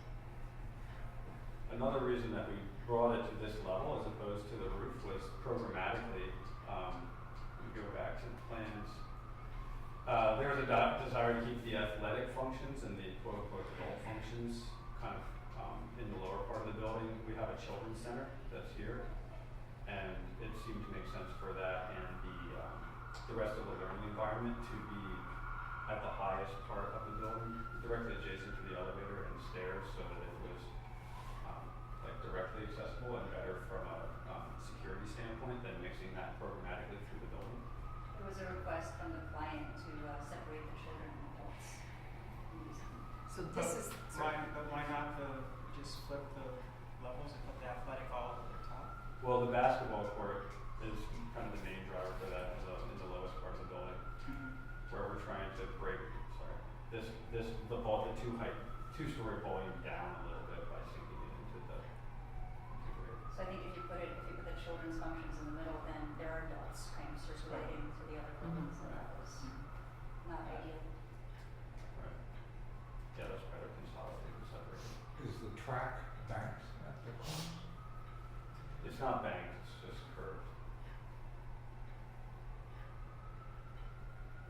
can you go through a bit your process, decision-making process on the palette and I mean, I understand the glazed brick because you want this durable material, but just the process for the palette here? Just help us understand Sure. why this versus that, Yeah. whatever so we don't see, we don't see, was there? Yes, it has to do with the durability of the materials just across the board, but this level, we wanted something that is relatively recessive. We are trying to modulate the building by striating it so that it's our idea that that by doing that, we're kind of communicating better with the other adjacent properties, and also breaking down visually kind of an imposing nature of one single material in one direct surface. The sintered stone panels, it's a rain screen basically. It would just be a light colored solid material in large sheets. This one. Yes, and that's the glaze brick. Where's the citrus? Oh, there it is, okay. The building is more about glass probably in these areas. I will say from a process standpoint, we started with about 40% glazing, and we've broken it. We've brought it down to about 30% glazing, mostly in response to an energy desire to have the envelope perform at a high level. So the proportions of these things, and that's why we started to introduce this top rail, the proportions of these things have adjusted a little bit over the lifespan of the project. It used to be a little bit more open. We're trying to retain that. The volume at the top, we started with the idea of using channel glass, and this solution has been brought to us by DDC, been used successfully on a couple other projects. Also, as we can see, a luminous and light material. It's less expensive, less conscious, and It has similar thermal properties. Right, but I mean, I'm just talking about the gray, white, and the yellow. Were there ever other colors, or that's it? That's what you want? This is why. I'm just curious about the thought process behind it, or how we ended up here. And Well, we looked at other colors, and I think the main drivers of having a bright color had to do with the fact that it was always going to be on the underside of this volume, so it's always in a dark space. So any color that was a more muted color automatically would kind of disappear in our studies. And another thing we noticed is that we wanted colors that would play off the green. We were trying to maximize green in the park. It's not a particularly green park. It doesn't have that much. It's a largely paved area, so we wanted to have a color that would kind of stand out. The colors in the neighboring buildings are fairly nondescript, so we wanted something that would stand out. yeah, we're also suggesting that the color of the underside of this moves into the building, so that there's kind of an inside-outside. oh, it goes Yeah. under the ceiling. Yeah, we're considering it at this stage, our conceptual approach. So we wanted to keep that light as well. We definitely did look at other colors, bright colors, but they started to feel to us a little garish or incongruous with some of the neighborhood. We're also considering other colors within the building, although we haven't made it that far yet. I mean, the process really has been driven by the program and volumetric study first, Right. and now we're starting to relay some of the other decisions. And that's stucco? Outside, yes. The yellow. Yes. Yellow stucco. Or drive it, yeah. Right. And then one other question was about the fencing at the basketball court. Sure. So there's a view from the basketball court looking there. So what's going to happen? Because I know you had to move the basketball court, and there's a entryway there Yes. for public. So I'm just trying to understand what I'm looking at here. We would likely, we're going to work on that as we go into schematics, but we would likely put a short lane of black coated down lane behind the basket. That's where people shoot. It doesn't have to go all the way along, just for people who miss the layup for the building. So there's the fence is just, where exactly? It's not shown. There's no fence. Yeah, we're So not I'm just showing wondering, it. where is the fence? Or we'll see it later? That's what you're saying? It's likely to be TBD. like on 10 feet on either side of the basket. Right, but I mean, it's part of what the building's, What the way you're the saying. building's perceived is when there's this fence in front of it and how Yeah. high it is. It'd just be great to know. So I think that would be, it would be 12 feet high, black-footed chain link, which is very transparent. So the architects don't have anything to do with that? No, they can, Oh. we don't have anything that's more transparent than that, or? We have been talking about it internally in our project meetings, whether or not it's required, what's the durability of the surface of the glazing. I mean, right now it is, we feel it's durable, certainly durable enough to withstand basketballs. Then maybe we and don't basketballs. need anything. Yeah. I mean, that's why we're not showing it. I mean, from our preference aesthetically would be to retain the visual connection. But we need to collectively, I think, feel convinced that that's appropriate. If there's no risk to the material of the building, then we don't need it. That's the only reason, we put this high fence, if the balls can go out in traffic, or if it's the private homes next door with windows, or, but if, We don't need it. We don't need it. it sounds like we don't need it. You're chasing basketballs all the time. I don't know. I mean, first of all, I would just want to take control of it. And I would hope the architect would have some, I'm sure they do have some ideas about what should be there. And I'm interested what that would be. And then, or if it doesn't have to be there, because I'm sure the materials are very durable. But you do have glazing down below, right? Is that what's? The glazing starts at a foot and a half. The existing court is open to the park side, so there is currently no fence there. Yeah. And, it's used and. Yeah, the only reason why we would put a fence behind the backstop is if people miss layouts and there's something Right. vulnerable there. Yeah. If the glass is not vulnerable to basketballs, which aren't terribly hard, it's not a baseball, then we don't need it. We also put a row of seating there to kind of serve as a buffer between the basketball court and the. I can go back to the fence diagrams. It has, that particular element has been going back and forth conceptually. There's two things that happen at the back of a basketball. Guys running and they run into something and basketball. Well, I just say because that's the. Glass will handle either of those. I mean, that's where people enter. It's not the ball, Yeah. it's the people. That's where everybody enters the building. They're walking. Well, the main entrance to the building is here. This is a side entrance to the park. Side entrance to the park. To the Yes. park. That's where the entrance, that's the entrance to the park from this street, right? This is the main entrance to the Main, park. and then there's one from here, so it's entrance to the park. You can't enter the you could come out of the building probably, You right? can come out of the building here or here. Okay, you can't come out on On that. the north side. This is that 2-height volume where the gym is. Mhm. So you could sit on this bench either way. You could look down into the building. You could watch basketball if we feel it necessary for the protection of pedestrians. I think it's more about that than the building. I mean, I just study it when you, Yeah. but you can look into the basketball court Yes, from, from that walkway, yeah, that's where. but I mean, into the building's Yes. basketball court too, Yes. right? Yes. That's what I was. So focusing you would on. be standing. Those are those benches. The This is all- benches are this is all facing the glass. You basketball can court. Look down into it. So if I go back to the renderings. It's like Harlem Children's. Mhm. Do you know if there was a Right. building there? This is the upper part of Of the court, basketball. so you'll get all this light, which is great. Yes, it's like a big clear court. Mhm. If there wasn't a building there, just a park pedestrian path, we would put those short distance sections of chain link just to keep the basketball, activity separate from people Yeah, walking in. I mean, it just seems like either you'd have the fence, like a nice clean plane, or you'd have nothing. Agreed. But these little things are gonna be, I don't know. We will But it's study. up to you guys to We're come still back and studying. propose what you want, right? Sure. Okay. Okay, anybody else? Okay.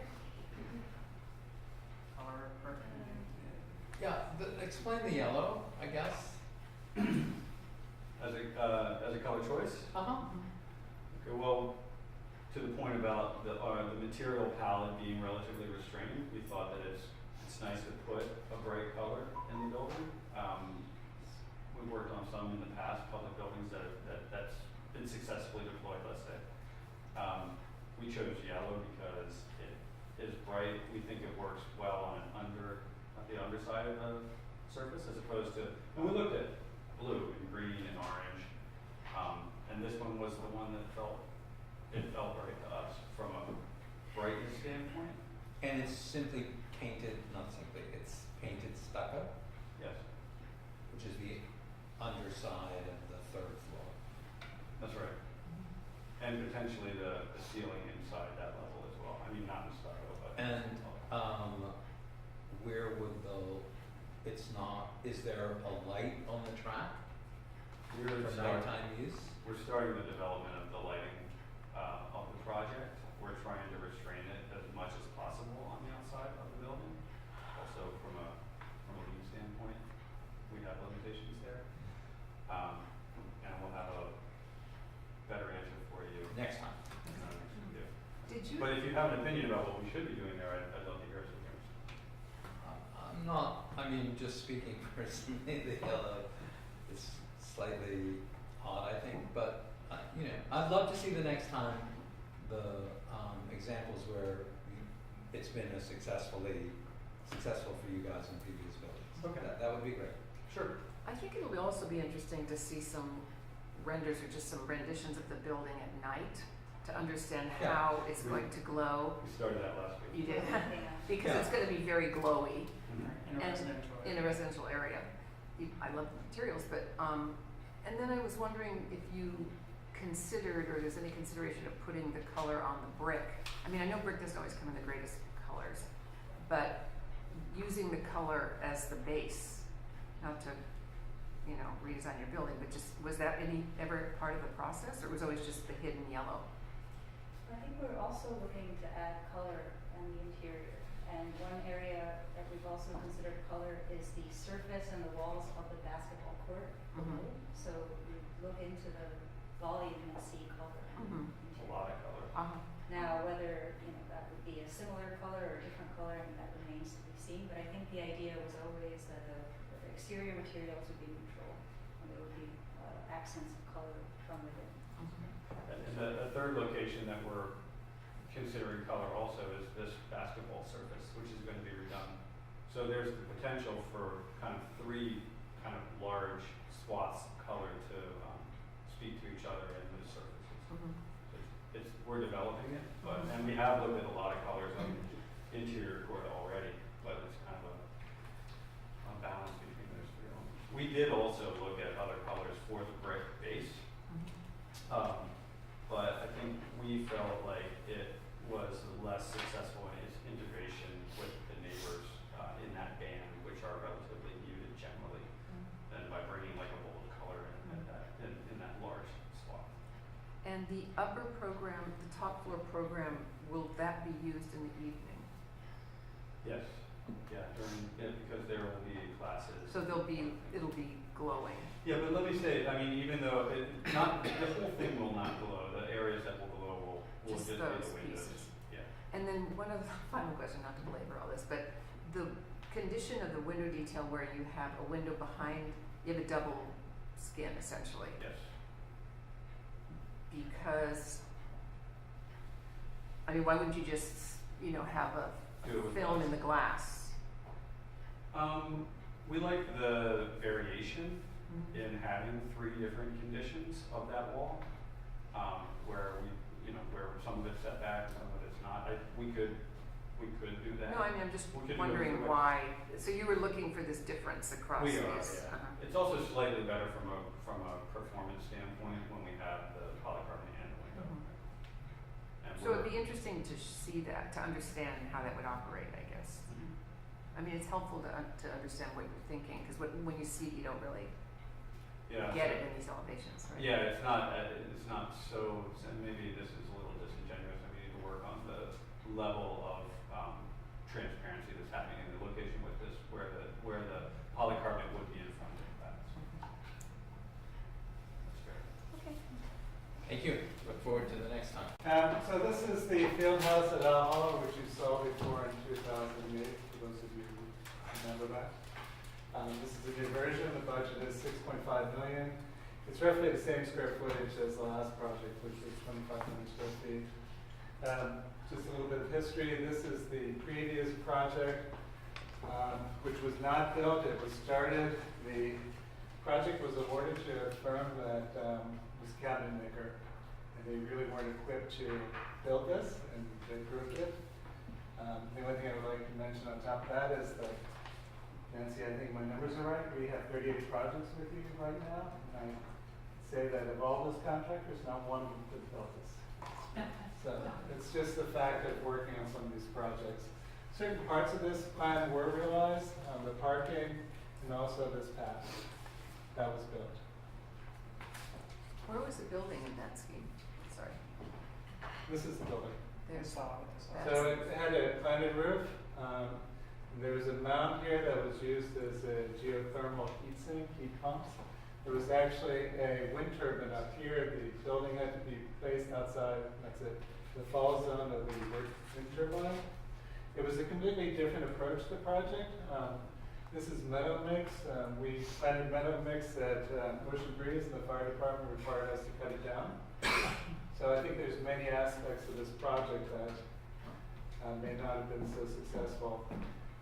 This was the plan. It has a similar program, except the current scheme has a garage. It's had a family bathroom, which the Parks Department no longer installed. Right? These were the renderings. When we went back and we looked at these renderings, something struck us, is that there's not a single person here who has a soccer ball. This project was not about the soccer fields. It was about a different idea of this park. Our current project, from Agassiz wrote us, men's and women's toilets, each containing 6 toilets, fixtures and 4 labs. The prototype, I think you just approved one of ours, has 3 toilets for fixtures for each men and women. As I said, this project is 2,500 square feet. The prototypical conversation is 670 square feet, so it's quite a bit smaller. There's new parking, 36 parking spaces we'll talk about in a minute, staff office, garage and storage. So one of our approaches is to create a super insulated building envelope to lower maintenance requirements, provide accommodation for potential future installation PV panels, provide rain garden for stormwater. Design, when the pavilion faces south to accommodate PVs, which may be installed later. We also want this building to be about soccer, and the planning strategy is to create a gateway. We use the term vomitorium, which will show up in the diagram. There's also a moment in this project where you create what we consider a Wizard of Oz moment, where you go from the natural to the artificial, from gray and sepia to the color. Let's see what else. Locate office for maximum site surveillance, and locate toilet entries for maximum visibility from the field. And the garage is fairly close to Arthur Gills Road. This is the sighting. North-south is like this, which is important to remember. If this was a little bit clearer, you could see all the different markings on the fields. They're used for various different types of soccer games, from little children to high school. From this point to our site is 940 feet, so think about standing on 7th Avenue and looking towards 8th Avenue. You would still be looking a little bit beyond 8th Avenue to see our building from down here. We're not in an area of special flood hazard. We also are not in the fire district, which means something about construction type possibilities. This is from Zola, which is a little bit misleading, because this is all forested. The closest residential area is here. It's about a quarter mile away. Shows up here. So, as we heard at a community board meeting, everyone drives here. So, if you live here, you drive here. So this is our site. So currently there are 61 parking spaces in this graveled area. This was prepared for the last project but never used. And there are 104 parking spaces here. So one of the issues at the community board meeting was, why are you taking away all our parking? So we're not really taking away all our parking. We're actually adding 36 spots here and here, maintaining the bioswale. So it's about, what did we figure? It's about 17% reduction in parking to what they have now, but they were never promised this area. I think these pictures are somewhat important. If you think about being in midfield and looking all the way to the northeast end, it's quite a distance. You'll also see that stands are placed on the better viewing positions on the sidelines. And the center field, which is here, actually has lights for evening games. So these are views from the gravel area, looking at the current parking, from where our building site is, looking northeast. More site photographs of this is the area where our building is going to be, and also here, and the 5 is actually towards the entry. The chain link fence was put up for the previous construction project. The intention is that comes down. I'll skip over these. So this is the existing condition. We talked about the number of parking spaces. This is the contract limit line. Sun orientation, as I said, north-south axis, which is important when you look at our building placement. I can skip over these. Al Judas here from MKW can certainly answer any questions about the landscape strategies. But most of your questions were about the building, so. So as I said, this existing path was built from the previous proposal in 2008. And the fields were completed in 2013. You had some comments about these areas. If I were to go back to the original slide of the 2008 scheme, you'd see that these spaces are identical. The difference is the berm has been removed and we placed the building here. Circulation for vehicles is in, around, and out. Right now, there's 2 means of parking. You come in this way, or you come in here, go out. The second means of egress, there's a curb cut here, is for Parks Department vehicles and for emergency vehicles. So some of these widths are for fire truck access. Lighting, DOT. This is a site section. Parking. It's about 100 feet from the existing path to where our path slightly widens, and then it's about 10 yards plus from the building to the edge of our contract limit line. This is a view from the parking looking northeast, and this is some of the standard parks equipment that we tend to use. Planting, I'll talk about the planting later. So this is the conceptual approach we took. Jorge, I don't remember how many different schemes we went over in terms of placing the building, but we looked at its original condition, we looked opposite. In the end, we felt that the axis of the fields and some of the other issues resulted in this is the best placement for this current scheme. So going through the kind of very linear design process, which wasn't. The first idea was to place the building on the center axis that runs about 900 feet to the northeast. Bend the building so it gives a directionality. We pulled it apart for a couple of reasons. One, it creates more points of view, more visibility for the office, so that in the office one can see the fields, one can see the entry to the parking, and one can see the far end of the parking. We placed the garage at this end because it's closest to Arthur Kills Road, men's and women's room. Conceptual strategy, I talked about the vomitorium. I think as a high school student or a child running through that vomitorium and entering a field would be rather exciting. If the children watch any professional games, all the players enter through a vomitorium. If you've ever done that, it's kind of magical. And then in terms of color strategy, we're recommending a iron spot brick, which is actually a very beautiful material. It has a lot of different colors, even though it's kind of a dark gray with the reddish at times. And on the field side, where we have yards and yards of artificial turf, we're suggesting a kind of contrasting color. The orientation, this pavilion faces due south. This pavilion faces northwest, but that's only one part of the sun orientation. So Lee, who is our closest thing we have to a quant, has run a number of sun studies to show the effect of these buildings on shading the plaza on the other side. So this is a color, the non-seasonal turf and the orange brick. This brick is also being used at Fresh Hills South Park. That's the Star White House project. So in terms of the building organization, excuse me, there's a parking garage and storage. There's one piece of the mechanical room. This is the women's room. There was some debate whether the women's room should be here. One of the reasons it ended up here is that there's visibility from the office to survey the entrance. Also, parks people tell me if this is wrong, but I imagine there's more maintenance required on the toilet than there is on urinal, and the maintenance is from this side. The office has its own restroom, which is different from the modified prototypes.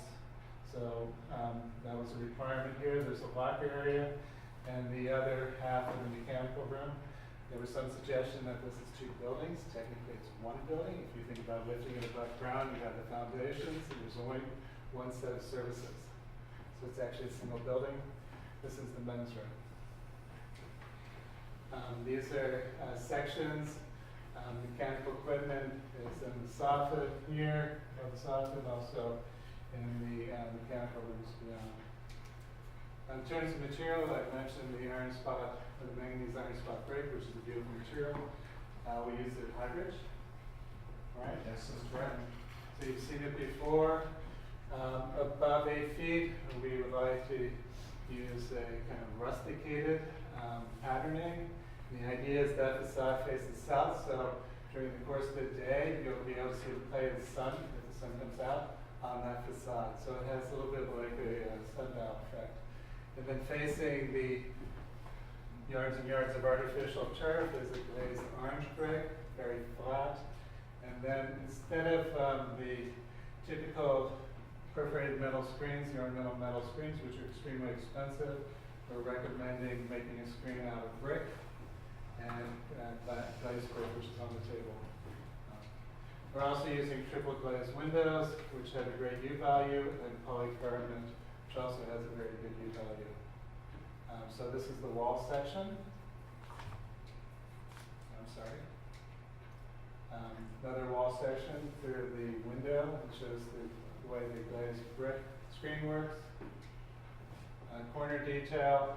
There was some concern that this corner would be vulnerable, so to a certain height, we're going to use a painted steel angle to protect the brick. We might take it all the way up if this detail becomes too difficult.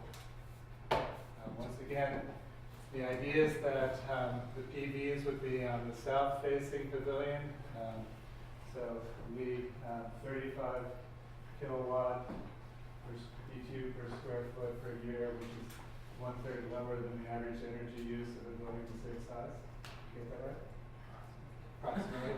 So if you need interpretation, it's these. So the distance, which has been a little bit of an issue between the two pavilions, is 8 feet. The path leading to the pavilion is 8 feet. In your comments, you described this as a forced perspective. I don't agree with you. I'm not sure who made that comment. But it would be one thing if this was the high point and slope that way, high point and slope that way, then I would agree. And if the path changed dimension, but it does not. Does anybody play soccer? Okay. I do. Okay, so 8 feet by 24. What does that represent? What is that, the goalpost or something? It's a goal. Right? So I think if you're, as you do, and your children, right? They probably played soccer. I think a good athlete knows these dimensions. They may not know when they're 5 or 6, but when they're 14, 15, if they're a striker, they're a goalkeeper, they're going to know what the dimension of a goal is. And I haven't played soccer since I was 16, I know it. Super insulated wall. We looked at this as a passive house, and some initial study was done for that. So as I said, above 8 feet, rusticated patterning. The reason it's not below that is because we didn't want to create a climbing wall. So I think you would have to be a really good athlete to be able to climb that. The sill is sloped to make it more difficult to reach. This is looking back the other way. It's a little bit deceptive, but it's about 10 yards from here to here. And that's the initial rendering for Freshkill South Park. And this is actually not quite an accurate rendering because there's a change of grade from this point to this point of 12 feet. So it's 1.7%, I think, but the building would be a little bit taller. But part of the point here is that if you're at that far end, you want to know where to tell your children where the restrooms are, how to get to the restrooms. I think that's the last slide, right? Kate, do you want anything? Kate's the project architect. Do you want anything?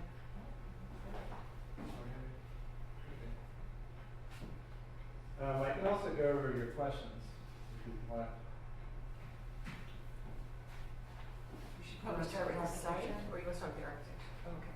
So the comment about the forced perspective, I don't know if that was me, but I just meant the fact that the whole site is set up from parking lot to soccer field to the buildings. Everything is a slave of symmetry.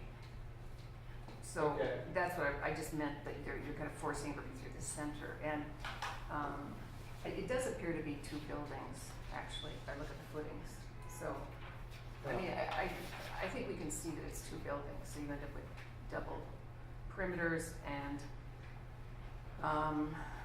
you know, I don't understand why the building itself has to be the result of this central axis from the soccer field all the way back to the center axis of the parking. I find it very, very forced, and I find the use of the term vomitorium or whatever is very forced. And I in fact feel that the previous scheme where it was off to a side and the roof could even have been facing south, the whole roof could have been facing south. We could have gotten all, so I have a problem with the entire scheme.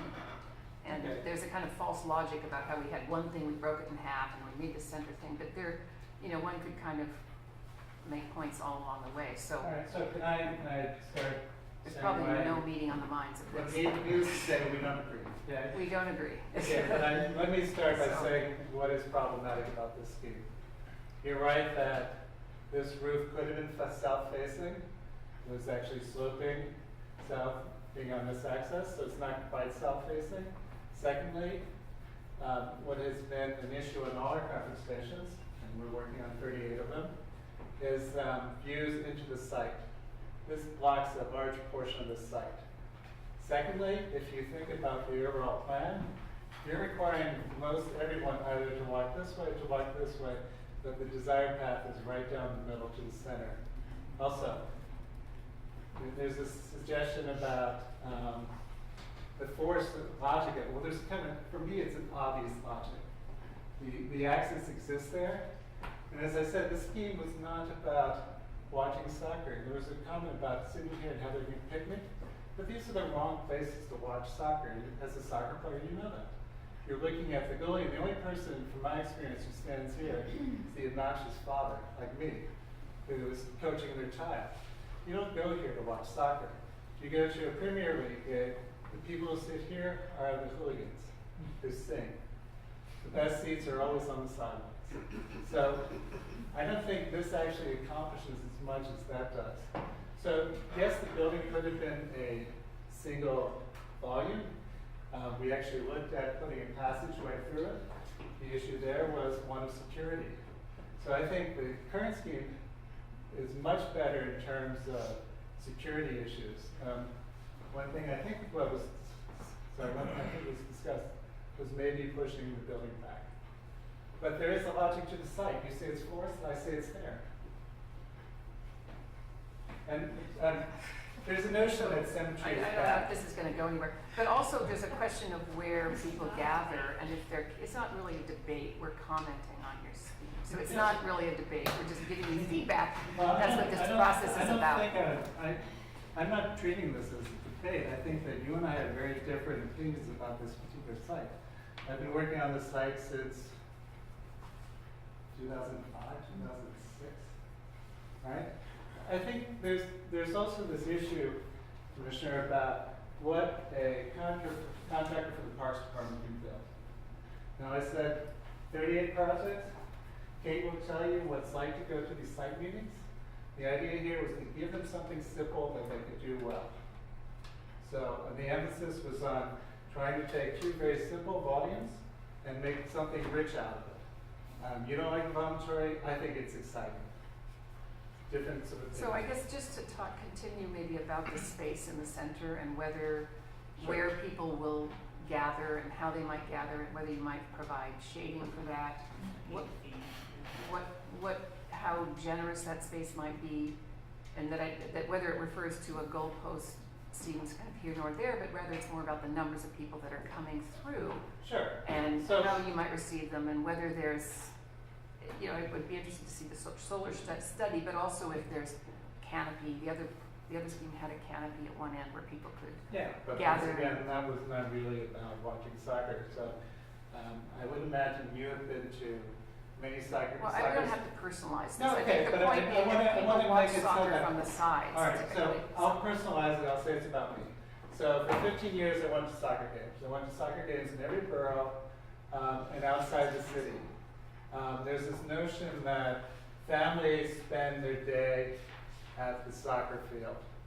Remember, you have Auburn Hills, the forest here. You're also going to have Freshfield South Park, which are much more suited for passive recreation. This facility is about serving these soccer fields. Most soccer fields in the city are oversubscribed. Teams come, they leave. They don't stick around. So yes, we could push this back. We could make a big area here, but in terms of shading, in the morning, there's sun on this facade. As the sun circulates around, this area is in shadow. Late afternoon, when it's the hottest, it's mostly in shadow. It's completely in shadow. There's probably a day, June 21st, when the sun is more like this, you get direct sun. But compared to the soccer field, where the temperature on the field is probably, 120 degrees, I think this is actually relief to what's provided here. But I don't think people are staying here. I think they're parking their cars, they're going to the game, and they're leaving. And they're probably going to take the quickest route. Whether they're playing here, they're playing here, they're playing down there. So I question the notion that this is really a gathering space. So we talked about this in the office, and there is a benefit here, unfortunately, all kinds of things that we don't want to happen in these parking lots. So there's a benefit for some visual of the parking lots from Arthur Hill Road. And that's why we liked the building with this orientation, where you can see at night what's happening in this parking lot. And then this building is very visible from the fields. We talked about some things we could do to make this a little bit more appealing, was moving the building back a bit and then focusing some of the trees in this area that will make that a nicer place for if you are gathering to wait for your kid to get out of the bathroom. I think that we do find the action at the soccer fields is pretty much around where the teams are. So those are the things we thought we could maybe address some of your comments with. Don't the buildings sort of impede the visual?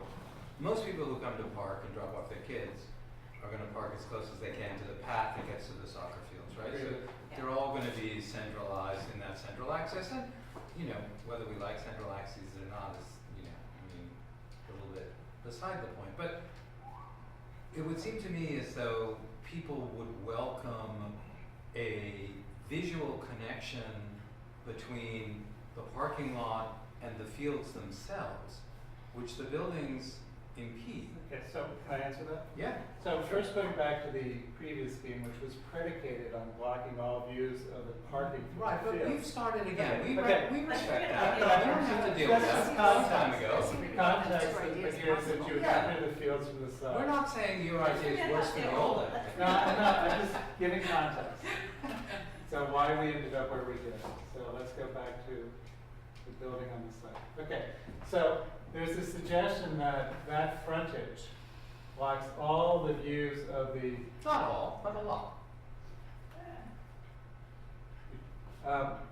There's a view through the building, but I would say that frontage, which is probably a quarter of that dimension, may block some, but you at least know where the fields are. And I would bet on the previous scheme, if you weren't paying attention or if you came in from the south, you would have no idea where the fields were. I think we'll forget about the previous. Let's forget about it. But let's do this a is- comment on this scheme. Right. There's all different ways people they'll all park here, they're gonna go to the fields. A lot of people will come this way through the fields. I agree. Sorry. Totally agree. Some will go Make- this way and some will go people here may come this way for these fields, or to go those fields. It depends on if you go to the bathroom first, but like there'll be a lot of circulation here, here, and the center. So Nancy, So where- having said that, so if you think about the other possible locations, so there's here, you can turn it here, but you're dragging the services all the way to the other side of the site. Take it here, solves your problem about visibility, but you're blocking views from the street. So we looked at this location, we looked at different orientations here, and we looked at fields up here. Turn the building this way, you're not being able to see the entrances to the restrooms from the far fields. It's great from here, but it's lousy from there. You assume that, or you seem to say that blocking the views from the street of that area is important. Why is No, that I'm particularly sorry. problematic? So what I was saying is, if you had the Right. building here, If you you had had black views. So you guys are the parks people. Yeah. And this was also said, Jorge, when you and I went out there last Mhm. April. What they want is visibility of the site from the street. Visibility of this particular site. All which of is- this. Of the big parking lot, Yeah. they can be problematic. But if you have the buildings, I don't know Yeah. what's that right below your hand? This is Arthur Hill Road. I understand that. Is that a big, The white stuff, what is the white? is that a hill? That's a No, service no. area, or? Well, the RCP and other things are here, so I'm not quite sure why it was colored white, but this is It's quasi outside planted. the contract limit line, but it looks very much like the rest of the landscape is. Yeah, but it's basically flat. Yeah. Okay. Flat. So I'm not sure that putting the buildings down the bottom doesn't block your view of the. Well, this is, parking. I don't know, there's no zoning requirements, so there's no setback, but I don't know how you would feel about having a conversation right on the road. Why not? What's wrong? Well, I think pedestrians, little children, I think there are issues with that. And also blocks, as I've said before, from Arthur Hill Road, portions of the site. I like the short distance from the fields to the bathrooms. Yes. Also, the previous, Your little I know we're not fence. supposed to mention it, but the previous scheme wasn't here, it was here. My problem with this is a site plan problem with the kind of destruction of the open lawn. And by having to put a garage in there, and the way it's configured, you've got a lot of kind of random pieces of green. And could the building, I mean, it goes against what you just said about longer distance from the field. But if the building was pushed up against the parking lot so that you still had the view from Arthur Hill, it still performed whatever function in terms of screening parking. Was that location considered? It Well, was, that's what we talked about. I'm sorry. These are things we talked about since we got comments back from you, that making these spaces a little bit more generous and not little pieces So- might be nice. And it would be nice to screen this part of. Okay. If I can answer it, just add to that if I may. So, Commissioner Nielsen, we did look at putting the building back here. One of the considerations was the path of other vehicles. So, assume we keep the existing curb cut, the other curb cut over here. As you translate this back, this is a necessity and has to get back into the site. Would it be better maybe if we moved it back further? Sure, we could certainly look at that. Should it be here? I don't think so, because of this issue, but there's probably a sweet spot in between this that works better. Because I was just, you need to get a service vehicle into the building, right? We need to get smaller service vehicles into this building. It's not a front-end loader that we discussed at one point. No. There's also, God forbid, you need for emergency vehicles to get close to the field. So assuming that you sort of kept that elliptical circulation Mhm. that vehicles can drive on, I'm just wondering whether it would result in a net decrease in paving if vehicles could access the building from the parking lot. Probably would lose a couple of spaces, which maybe would have to get made up. We could potentially bring it in this way. What I don't know, and all of you can tell me, is that this was completed under a capital project that finished in 2013. How much of this can we undo? Yeah, that much. Okay. I think we. So yes, potentially one could bring vehicles in this way. I guess the concern, Commissioner Nielsen, is whether or not we think the separation. We like the separation of the maintenance vehicles and tractors that have this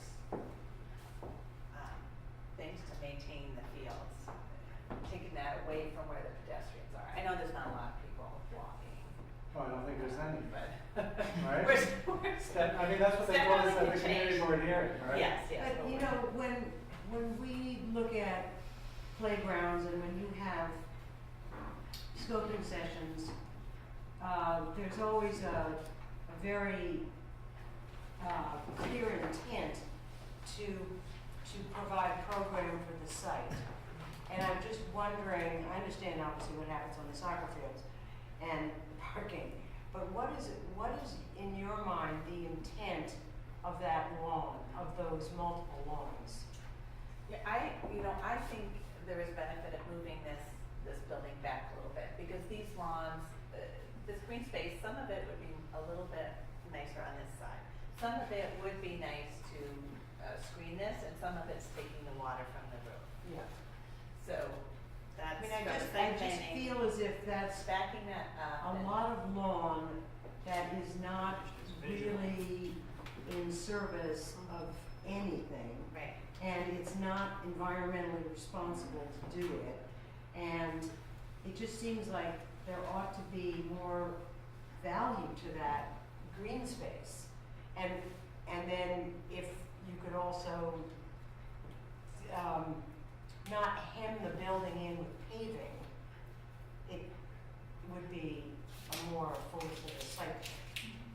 You know that landscape often gets valued engineered out. So how many trees we put in here now is what we can afford for the job. Right. But the ability to plant in the future, Parks Department is we're planning on. The original scheme had an outlay.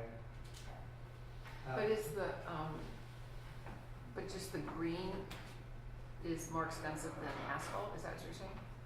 No, I'm just saying that this making this giving more trees. No, to I this whole think just landscape giving would a be bigger nice. space is what Sigmund's suggesting, just a Maybe figure, more so that the reasonable, land, better, the big is desirable generous and lawn. it has a figure and a presence Yeah. to scale maybe with the field. So there's a kind of series of spaces. One, there's the parking lot, of course, that's what it is, and it has some plantings, but then you have another space, which could be a play space for smaller kids that aren't part of the soccer field, they can play around there.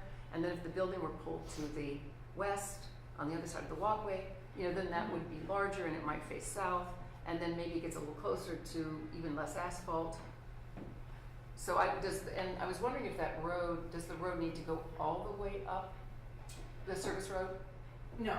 Service road ends here. Along, Right. it ends there, so the Yeah. continuation is not a service road, This that's is just this walkway. is circulation to this side, Right. this side of the Right, street. not to mention the previous scheme, but that was, Ms. Elbow was part of it. But I think we can let go of that previous scheme, and I think we can eliminate. We were talking about whether this path was necessary, right? Because this path But is I think happening this already is here. built. I mean, I don't want to take money from Okay. the planting by tearing this Right. up. Okay. But I have Commissioner one Nielsen? point, question about the process. So you had this one scheme, it's history, we're forgetting about it. But then do you have a process where you go through 3 different iterations, or you Oh, just, I there's think just we the other probably- one and this one? So Kate and I probably presented to Jorge and Adam, excuse me, I almost said Andrew, probably 10 different siting schemes. We went through a number of iterations on this. We've had 5 cost estimates. This has been a very iterative process, and through that process, we presented to Nancy in person once, several times as a WebEx. Jorge is sick of calling me. But this has not been, this is the scheme we came up with, live with it. This has been very long process. As I said, we started last April. We went through a scheme that was, the Parks Department didn't think it was viable based on material and some of the security issues, but this is not the first time they have looked at this. Yeah, so we It's look not at one buildings scheme. quite a bit with the maintenance and operations people when there's this maintenance function in it, particularly maintaining the fields. Going forward, we're trying to do bring conceptual much earlier Right. to you. That's what we're trying to do going forward. And the tension here was because it's This project for us Pepper is Station on steroids. right now. It's this project is time is money for us. You know, we had this incredibly Good for me. expensive. Yeah, we had this incredibly expensive, really much too complex design that just did not work. And so we've had this funding for this project for a long time. So we're really Well, to see if we can move it forward toward approval, which is, I guess, what Yeah. we need to do. Right? Maybe we could look the next time at, if it's essential to maintain the central access, let's keep that sort of central access. Maybe, I think everyone would like to see what happens when we move the building more to the west, right, to create a more generous and open sort of space in front of the soccer fields. That we look at alternatives that may exist in terms of minimizing the impact of the vehicular access and its impact on the sort of social spaces. And then maybe by virtue of moving back, I think the sort of the narrowness of the entrance, while potentially, when you're entering, I understand it, when you enter a stadium, it's super exciting. You're coming in, it's dark, it's a tunnel, all of a sudden there are 60,000 fans, they're all cheering you. It's amazing. I saw the movie, it's great. But I'm not sure it's necessary for the Saturday, 14-year-old soccer player. He'll get it if we make it maybe up. It doesn't have to be the width of the soccer goal. It could be a little more generous. Sure. So I'm happy to explore all that. That would be great. What was kind of interesting on entering today between the columns, preface and dimension, there's no question about ease of access, the columns downstairs, and once you actually move into the vestibule of this building, the piers actually get tied together. The proportions are very similar, but sure, we can look at moving it apart, but I wouldn't devalue the excitement that, little kids live for these weekends and these games. And I think you'll get it though. I think you'll get it if it's wider. I really do. I understand it, and I don't want to quarrel with the architect's intention. It's worth an exploration. Sure. But I think to all of us, it just feels too compressed and potentially for a little kid overwhelming. And but it's just a moment. Yes. Right? Because it comes to a point. You've seen kids trigger from excitement to tears in a moment, right? At least I have with my grandchildren. So I worry about it. Just one last, how come I don't have, as they say, a dog in this fight? And I haven't even It's not supposed to seen be a this, fight. but I have one of just two related questions. You mentioned the soccer game and the kids and the game and all that. Is the intensity of the use of soccer occurring on weekends, or does it occur every day of the week? I'm going to let Nancy and Jorge answer that, but I would say that in my experience, during the summer, it's probably every day. During the fall, winter months, probably not so much, but perhaps on the weekends. Okay. There are travel soccer leagues that go all year round. Okay, and just I ask that only because I appreciate the dedication to soccer and everything that you plan. I yearn to see and wish for multi-use and other users and others who would find this place a plus, such as, God help us, maybe even older people who might use some of the place there. It's a big space, it's constrained, and sometimes I think multi-use and encouragement of compatible and diverse uses rather than the kind of extreme, rigidity, I think you could think about that in terms of this space, and it would be consonant with a public park. Yeah, Commissioner, I don't disagree with you, but I don't think any. I'm just saying, I don't think anything is precluded by what we've done. I'm not pushing it, Well, I'm because just that's- asking. The place for walking here is, Yes, is actually, a great that's- opportunity today. Okay, Okay. we have to move on. We have to move on. So, we'll see you But next. Okay, we are beginning the public meeting, and we have, start off with the election of officers. Per Chapter 37 of the City Charter, Section 853A, the Commission shall elect a president, vice president, and secretary from its own members, whose terms of office shall be for 1 year and until their successors are elected and have qualified. So the floor is now open for nominations of president, vice president, and secretary. Is there anyone who would like to make this nomination? I would like to nominate Signe for president, Phil Ahrens for vice president, and Ji Pei for secretary. Second. Second? Thank you. I consent to my nomination. I ask you, aye. So do I. Excellent. Are there any other nominations that someone would like to put forth? All right, since there are no other nominations for the positions of president, vice president, secretary, nominations are closed. Since I'm the only nominee for president, I declare myself president. My degree is beginning to sound a little too much like what's going on elsewhere. Phil? Yes, I'll accept as vice president. Shinpei? I'll accept as secretary. Excellent. Thank you. And now we'll move on to the consent agenda. So we have before us today items 26925 to 26959. Please note the conditions of approval as recommended by the various committees and the recusals. Staff has noted Commissioner Hawkinson's recusal from item 26932. And please note that due to a lack of quorum for that item, it will be tabled until the next meeting. Any other recusals not noted? No. Confirming that there are no further recusals. And for the record, no members of the public have signed up to testify on any of the consent items. Do any of us or you in the room choose to testify? No. So let the record show no one wishes to testify. Would someone like to make a motion to approve the consent agenda? So moved. A second. All in favor, please raise your right hand. Except for your recusal.